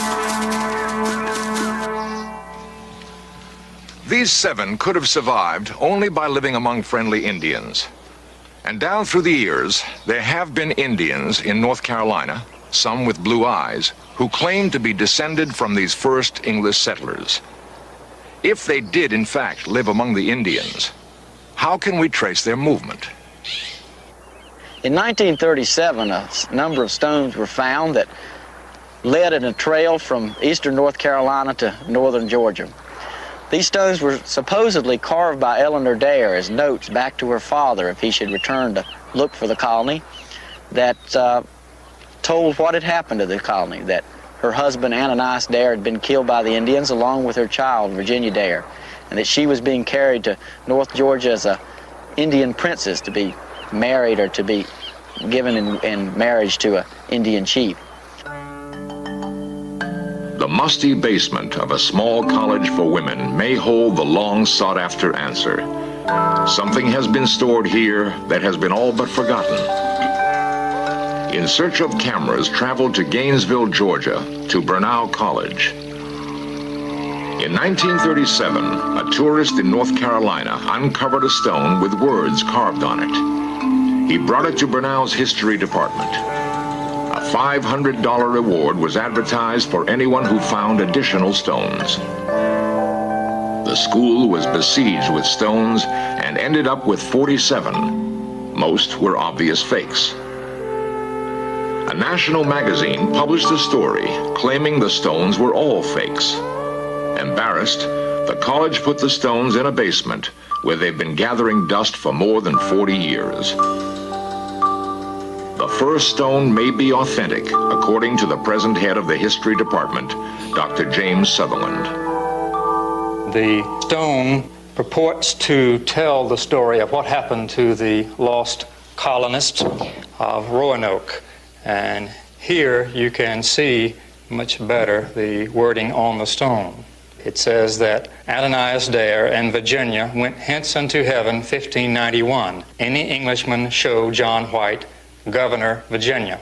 17 months after the original find, a man from Atlanta, a stonemason and stone hauler, found a series of stones near Greenville, South Carolina, along the Saluda River. The 4th stone that he found is supposed to be the other stone mentioned on the reverse side of the original. This stone does contain the names of 17 dead, 15 on the back with Ananias and Virginia Dare on the front side, making a total of 17. I believe that the stones that were later found were obviously fraudulent. The evidence seems to certainly support that belief. However, this original stone, to my knowledge, has never been directly disproved. The Smithsonian Institute examined this original stone and could not find anything fraudulent. Experts cannot agree on the authenticity of any of these other stones. It is intriguing to think that one of these stones could be, like the Rosetta Stone of Egypt, an important link, a key to our past.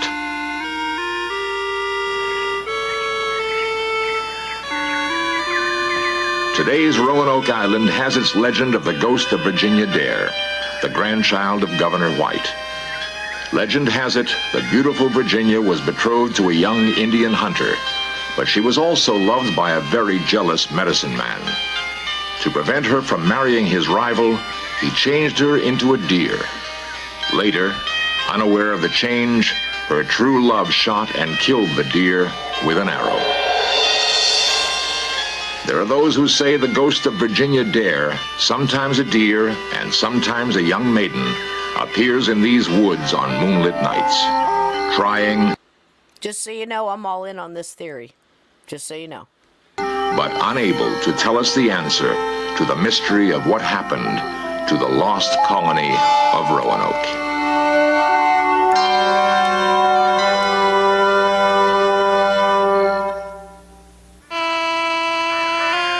It would seem that a cruel fate was against the colony from the beginning, or at the very least, it suffered from a series of unfortunate coincidences. First, the lack of planning that did not properly supply them. Then, the stubborn queen who would not spare a single ship to help a tiny colony 3,000 miles away. Then, whatever event it was that caused the colonists to leave Roanoke. The storm that drove Governor White's ship away, and the probable slaughter of most of the remaining colonists. And finally, if at least some of the Dare stones are real, that none of them were found for 350 years. It would seem that fate definitely was against the unfortunate lost colony of Roanoke.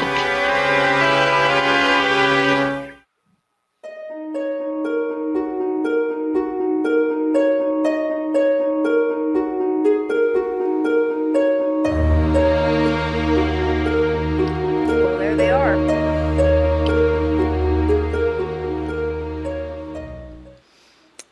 It is so hard to say, isn't it? Yeah, just any could be true or false, or there's no provenance to any of that really Right. There's a close-up of the stones. Now, that they believe to be Right. real. But some of those So- I think said Sea Rock City or something. made in China. Somebody said, I think it was Glenn or AJ. And Glenn, I totally agree. Everybody's, I heard that a lot growing up. Indian princess. She was this. There's no real, monarchy or higher. There's a I used to hierarchy, hear but that. not really.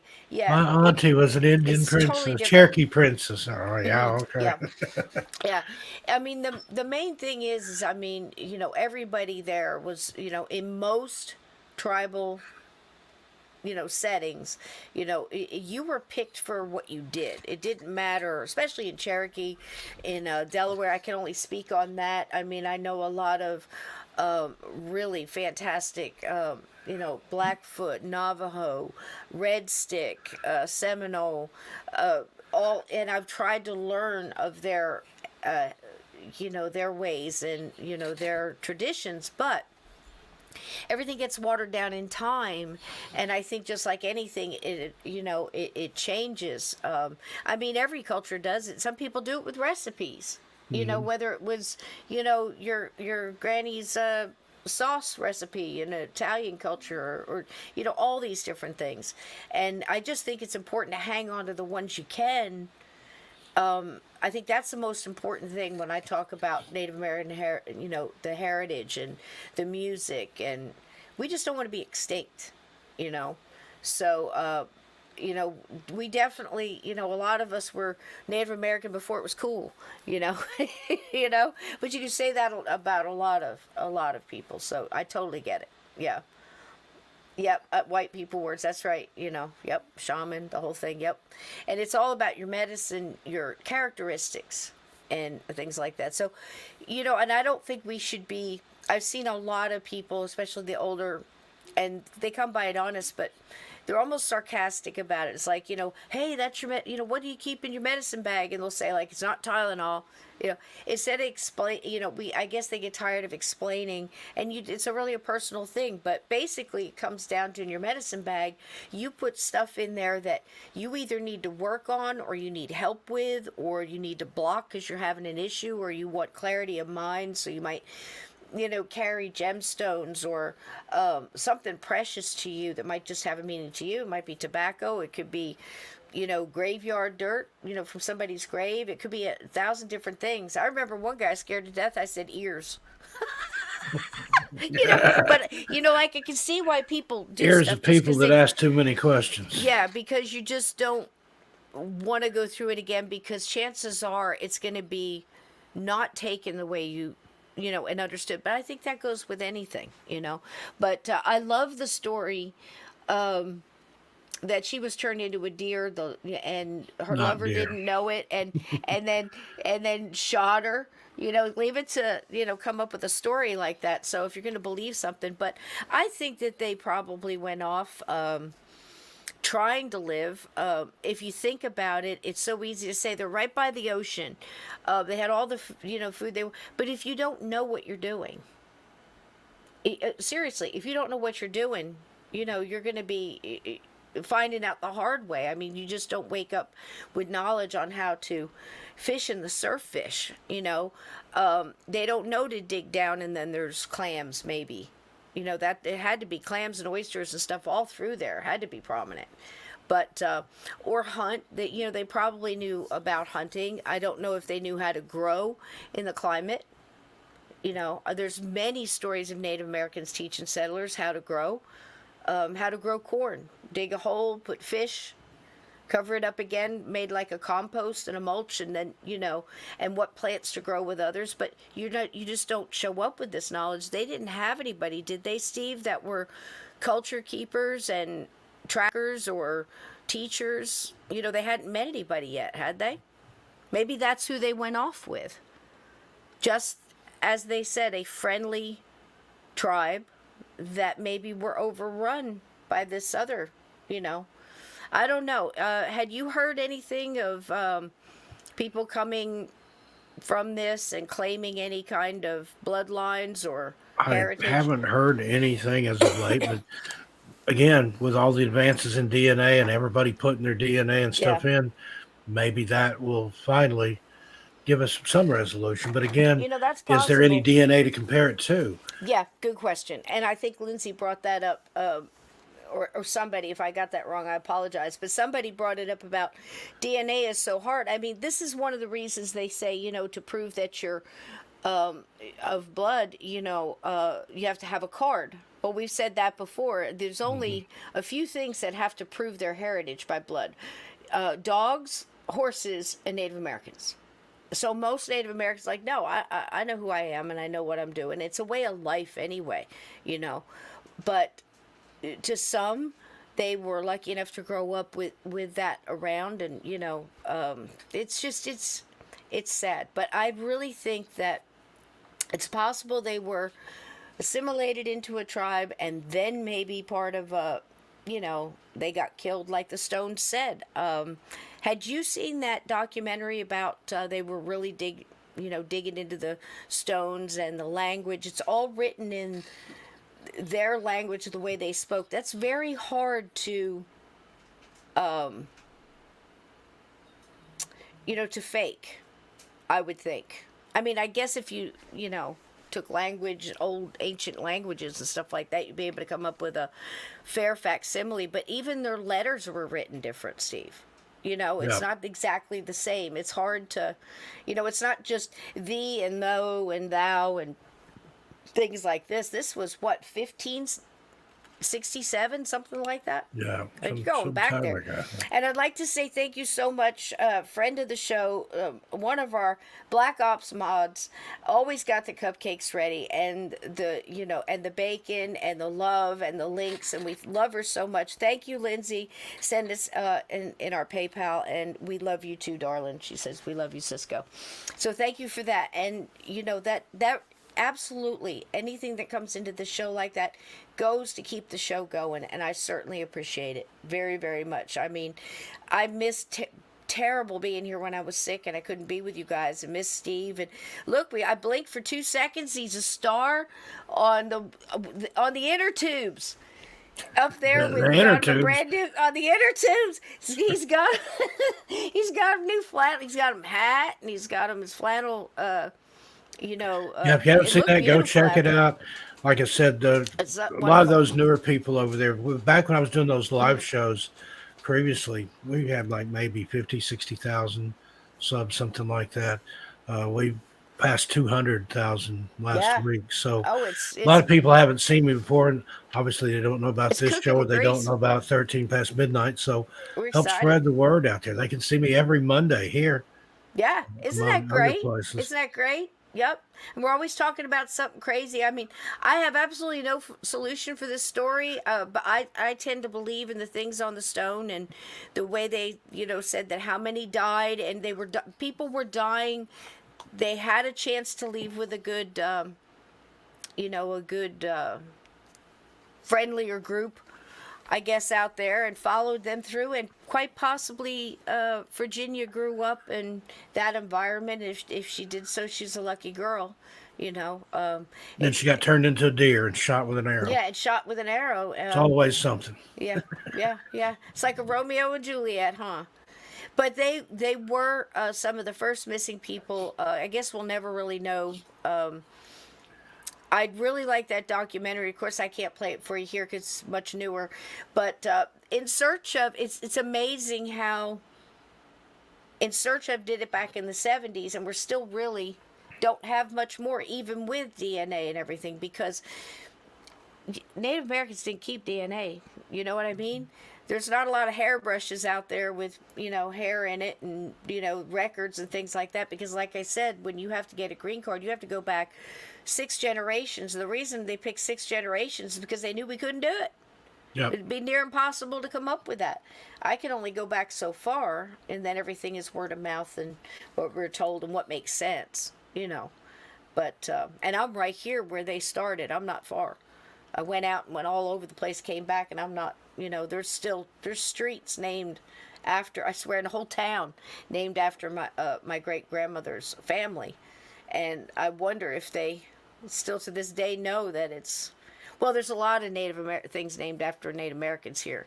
That, the streets and the old motels and the Lenape bar right here at the Pine Barrens, But I haven't seen a whole lot of Native Americans still running around out here.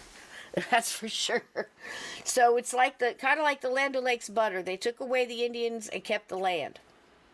There you go. Have you seen that? It's true. Mm-hmm. He said the land is still there, but they took away.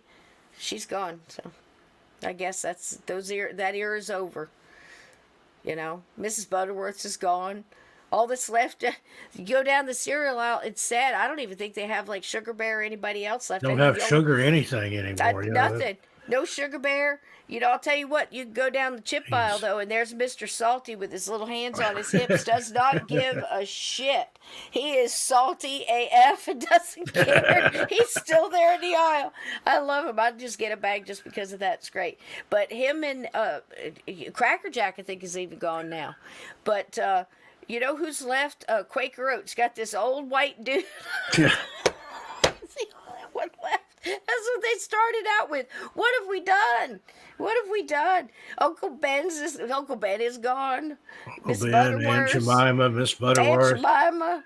They worked so hard to get there. So proud, so proud. They're Betty gone. Crocker's, she's fallen off her, Betty Cooker's crock pot, whatever. I don't forget what it's called. That was a big deal in the 70s. But yeah, we're really not much closer to this whole thing than they were in the 70s. But you had one thing you said, it was a crazy thing you sent me, Steve. I'm going to see if I can read that real quick, take us out of here. But again, thank you guys for the PayPal. If you do that, you want to put in a message, I'll be more than happy to read it. But I absolutely, getting something from one of our wonderful mods that says they love you. I mean, it doesn't get much better than that, does it? We love you all too. We got some great mods in this community. Absolutely. Oh my gosh. And great gatekeepers. Okay, let's see. I saved it to my... Well, I'll tell I you, remember what I sent you. I hope it's nothing embarrassing. Look at this shit that Steve Stockton sent me. I swear to God, I got And then I'll be here with a deer in the headlights look. Was 5 true stories? I think that was it. Oh yeah, I think yours was scary story, or it was like 12 things about the Roanoke colony or something like that. I don't even remember what website it was on now. I don't know, but here's a little something here. This has got a little meat on the bone here. To say that Roanoke colonists were not good people would be to understate the fact. Ever since they arrived on the land, the colonists held such a strong claim to it that they were willing to do away with anyone who challenged their beliefs. Sounds about right. I'm just saying, think about it. Here we are looking for them. Maybe we don't want to find them. I don't know. Maybe they need to stay gone. When they discovered nearby village of native settlers, then things quickly became heated. Building bad blood with the natives, the colonists shut themselves away, assuming their neighbors were nothing more than savages. When one colonist discovered a silver cup had gone missing, the natives were the first guilty suspects to be brought up. And taking matters into their own hands, the colonists burned the village to the ground, people and all. Well, Jesus. now look, maybe they stirred up some trouble and got their comeuppance. I mean, I didn't think about that. I just thought they wandered off the boat, built a couple of huts with a thing around it, and then tried to figure out who's going to feed us. Yeah, you think about it, they were probably pissed off anyway. They'd been left alone with not enough provisions and stuff for 3 years. Like, let's go burn something down. Right. And on top of that, they're drunk as hell. They are drunk on their ever-loving asses. I promise you that. Because, listen, when they brought over the Pilgrims and everybody, Jamestown, they only drank wine and beer, and that was it. And that's so basically, you had, and you UK people can vouch for this, you had a village of soccer hooligans. That, you did, and if there was water on the shipwreck, well, you had salt water, but you can't drink that. Yep. For cleaning the ship, cleaning clothes, and things like this, because they were scared to death to drink the water. So that goes way back. Think about even like Ben Franklin and all them. They drank rum all day long. They didn't drink water. It took a long time for them to get to the point where they weren't keeling over from drinking the water. Well, you would think if they were thirsty, they could observe the natives and drink what they drank. And I've also heard that watch a horse. A horse will not drink bad water. That is a fact. If you can, any water that a horse will drink, you can drink. I'm wondering what kind of stock they brought with them. Did they bring horses? Did they have horses when they came here, or were they like maybe mules? The Spaniards had supposedly left horses in that area. True. There's had where the ships crashed there off the Outer Banks and stuff. There's still wild ponies up there that are left over Spain brought them over sinking here. ships. So I don't know if what year, Spain had already been here at that time and left horses, or they said I they were don't know having some problems the full with them. story there. But who knows? But I mean, that makes sense. If you think about it, they're a bunch of drunkards who don't know how to fish. They don't know how to surf fish. I guarantee they didn't practice all those things. Like, this is what it's going to be like when you get to the new world. Okay, I need everybody to break off in groups. You're going to learn how to surf fish, dig for clams and oysters. We're going to teach you what those are and how to cook them. We're going to teach you how to plant when we get there, in that climate. And they got there at a bad time too. Didn't they get there like 2 months before winter, or a couple of weeks before winter, because they got held up? So now they're getting dropped in the cold winter. It's cold out there in Cape Hatteras. I mean, it gets. I've been to Outer Banks in the wintertime. It's very desolate. That surf is cold, and the wind mist blowing off the water there. Yep, and I like to go in the summertime or in the wintertime just because of that desolation. But it wouldn't be a good time to try to live and forage for food out there. But to walk in stone cold, drunk, and tired, and you don't have a clue, and then half your people go off and say they're going to be right back. They're going out for cigarettes and a loaf of bread. And 3 years later, but then again, if they're acting this way when they get there, like the savages basically, and it sounds like they got maybe a little what they deserved. And maybe by then what was left over, the nicer, quieter, gentler tribe assimilated what was left, and maybe that's about what the silver cup. Why would they steal that? I think somebody misplaced it or hid it and then blamed it on the natives and wanted to attack. Maybe they were spoiled. Finger pointing. Let's go attack the natives. We'll take their food and their shelter and stuff. Yep. Where'd my silver cup go? Those savages must have taken it. Let's go burn the village down. That's it, right there. That's all it took. And so many things were misunderstood too. And I think the only time, if I remember looking back at the Jamestown letters and documentaries that really portrayed the way the things really were then. It took a while for them to listen, and you know what it did? It took time when they were on their knees and they were hungry, and they're trying to, these fools are spending more time, you don't hear this part, but trying to ferment things to create booze. They're trying to create like bathtub gin, and like they do in jail and stuff. People do some wild stuff, and that's what starts that whole thing.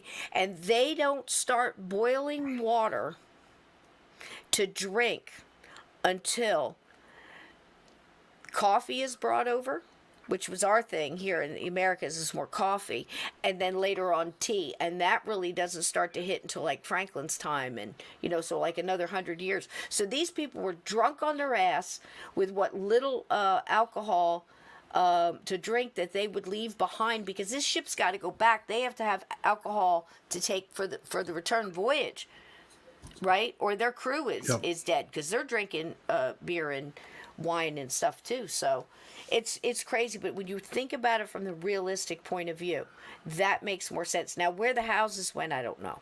I have nothing for that, unless Blue is correct and it was aliens all along. Or it got cold enough, they may have tore everything down and burned it to stay warm. Could have been. I'm sure there's exclamation. Seemed like a good idea at the time, whatever they did, Yep, I'm sure. Yep. But for whatever reason, they're gone. And from what I'm reading here, it doesn't sound like they were really very nice people in a lot of ways, too. There was probably good in the group and people that listened, and probably like Jamestown, the only time that they were ready to listen is when they were really needy and they were a little broken down, and they were willing to listen to who they were calling savages on how to survive out there. And the ones who listened may have lived through it. So there you go. That's what I got, Steve. That's what you got too? Yeah, that's kind of my take on it too. I don't think we'll ever know. It's fun to pontificate and theorize and talk about it and sit and think about it, but it's all conjecture at this point. It certainly is. So many hundreds of years ago. Again, I'm going full on with the deer story, and with a caveat, with a side order of Donnie Cho's idea here. Portals. It was portals. And it was probably one right by the tree, and they fell in that right because that's why they couldn't finish writing the whole word Croatoan on the tree. That was saved. They only got CRO, and then in the portal they went, and that was it. So. And then they threw out a bunch of rocks with some crazy writing on it and told them that was it. So many people. Maybe it was a prank. And like, let's write this on the spot. And leave it. They'll talk about this for years. And here we are.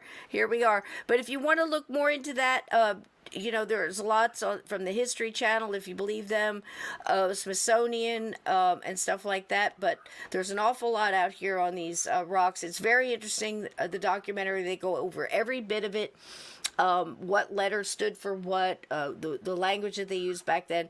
But basically it boils down to what you heard old Leonard say here tonight, that they said that they had lost 17 that were dead, and there was only a few left, and they were definitely staying with the Native Americans, and off they went, and probably into the fate that they did. So there you go. But it's famous enough to still be talking about it, Steve. And I got to say, we're joking tonight and everything else, but I couldn't be prouder of you. I absolutely love the new intros. Bill's lucky to have you. You're lucky to have him. Well, take it. I'm fortunate. I'm blessed. Yeah, I've got some great writers over there. You got to come out here, and I want you to sit on the split log fence out here right in front of with the beautiful downtown pine barrens behind you. And we'll tell about the Jersey Devil, and maybe old Michael. Was it not Michael? Who was it in Friday the 13th? That's where Friday the 13th was filmed, by the way. Mm-hmm. What was his name? Friday the 13th dude. Jason. Okay. Jason Voorhees. There you go. Yeah, that was filmed in New Jersey, the original Camp Crystal Lake. Yep, you go in a couple miles more east and you hit the boardwalk and you'll see a whole different set of cryptids and monsters, I guarantee you. With all the lights. I was really surprised at how well that did. I wouldn't have thought just putting my face in it would do anything like that. The first just over 2 days had 70,000 views. It's number one for that. video Oh, come, performance in that come time up. You get a slot. kitty. Hold on. So I'm going Let to me be find doing him. more of those. And like I said, There I'm we going to be go. going out Woo! into the woods and doing listener stories. So it'll be like I'm telling stories Yep. around a lantern. I'm not going to build a I campfire. love it. I can't But wait. and I was talking to Sandy yesterday. We've decided to go back with as successful as all this has been. The end of this month, we're going back up to Washington State. This time, we're going the other direction. We're going to be going to Olympic National Park, Olympic National Forest. We're going to go Pacific Beach for a little while, and then go up around the. There's a native reservation there that we're going to go through. Quitland, I think, something like that. I can't remember the name of it. Wow, nice. But we'll be in the Port Angeles, Port Townsend areas. Going to come back around, go to Bainbridge Island, take the ferry over to Seattle, and then we're going to come back to Oregon via Yakima. I'm going to get my hair trimmed again.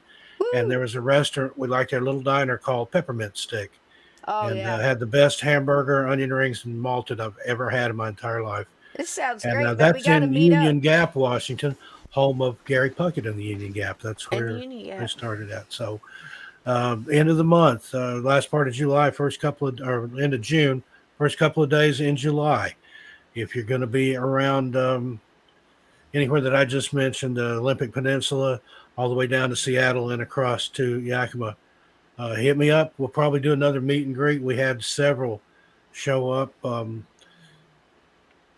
The young lady that was here earlier was there with us, and had a good time. So. Yeah, they got it planned up. Look at that. That's awesome. And then in August, I'll be in Paris, Tennessee at the Dogman / Cryptid Convention. A lot of Now, when stuff is going that? on there. What's the date? Is that the That last is weekend? the 13th is the day of the convention. The 12th, that night, there'll be a meet and greet with all of us that are there. David Weatherly's there. Wow. I don't Is that think I that have card the. you sent me? I'll put it up if Yeah, it put is. that up there, if you Listen would, here, please. and Bill. There we Look at go. that. Josh Look at that Turner, Ron production Murphy, value.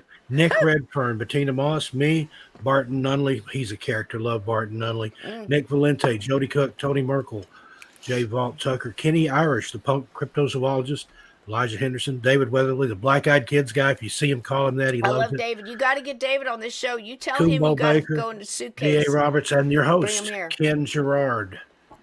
I'd love to talk to David. I So want there's to going to be tell a him lot of excitement there. We won't start with the Black Eyed Kids. We'll start with the Grinning Man, and we'll work our way sideways. But speaking of working your way sideways, you need to hang yourself a hard right and meet me at the end of August. You got 2 weeks to get there. You can do it in a bicycle. Put Molder in a basket, just pedal that way, and come over to Gettysburg, because that'll be the bash. That might be a possibility. It's a possibility. Now, we're Bring in Molder. You can October. room with me. Come on. In October, Sandy and I are going to be at the Pacific Northwest True Crime Festival in Auburn, Washington. I don't remember what days that is. I'll send you the links on that. And then we talked about maybe for Halloween going to Salem, Massachusetts. That's still up in the air. And that's close that way. I can come And up then meet we've you got a too. trip planned to New Orleans for some time. Want to avoid hurricane season and Mardi Gras. But other than that, that's the whole damn year we're right gonna go there. to New Orleans for a few That's the whole days. damn year. We're throwing places out there that we want to visit. We're going to do some Right, stuff in right. Nevada and Arizona, Yeah, New Mexico. but you're going to be so close to Gettysburg, man. Look at it in the map afterwards and see. Because, I mean, if you can find something to do instead of going right back home, I mean, that's as close as you're going to, you know? On this trip. But I've got some East Coast stuff coming up, so I'll get there eventually. Be Want to come awesome. visit you, go to the Pine Barrens, Yep. and see what all we can get into up there. Yep. Sounds great, baby. All right, I'm going to take us on out of here. Listen, thank you to everybody who gave to the PayPal. Like I said, you got super stickers. You've got that little thank you heart. There's lots of ways. There's also TeePublic, 35% off. I don't know how long that lasts. Usually they carry it about 2 weeks. Get you a mug, get you tea. They got the sleeveless tees. Get you something for summer. Get out there and sport. Share the show on your way out. give it a thumbs up. It helps, man. It really, really helps, because we love spending time with you. We love all the new people. Welcome. And you just met some of the best people you will ever meet in a chat anywhere. The bacon Indeed. is love. You can think, you can believe, not believe. You can just sit here and hang out. But we're uncovering some serious mysteries here and connecting the dots when we can. But most of the time, we just say, what if and why not? Right, Steve? Mhm. All right, baby. One measures a circle beginning anywhere. Charles Yep. Fort. There you go. There you go. That big old paranormal onion that we just do not ever tire of hearing about. Love y'all. Keep your feet under Night, the covers. everybody. Keep your closet door shut, because there are things that go bump in the night. Love you. Stay Thanks, safe. Cisco. Be well. Be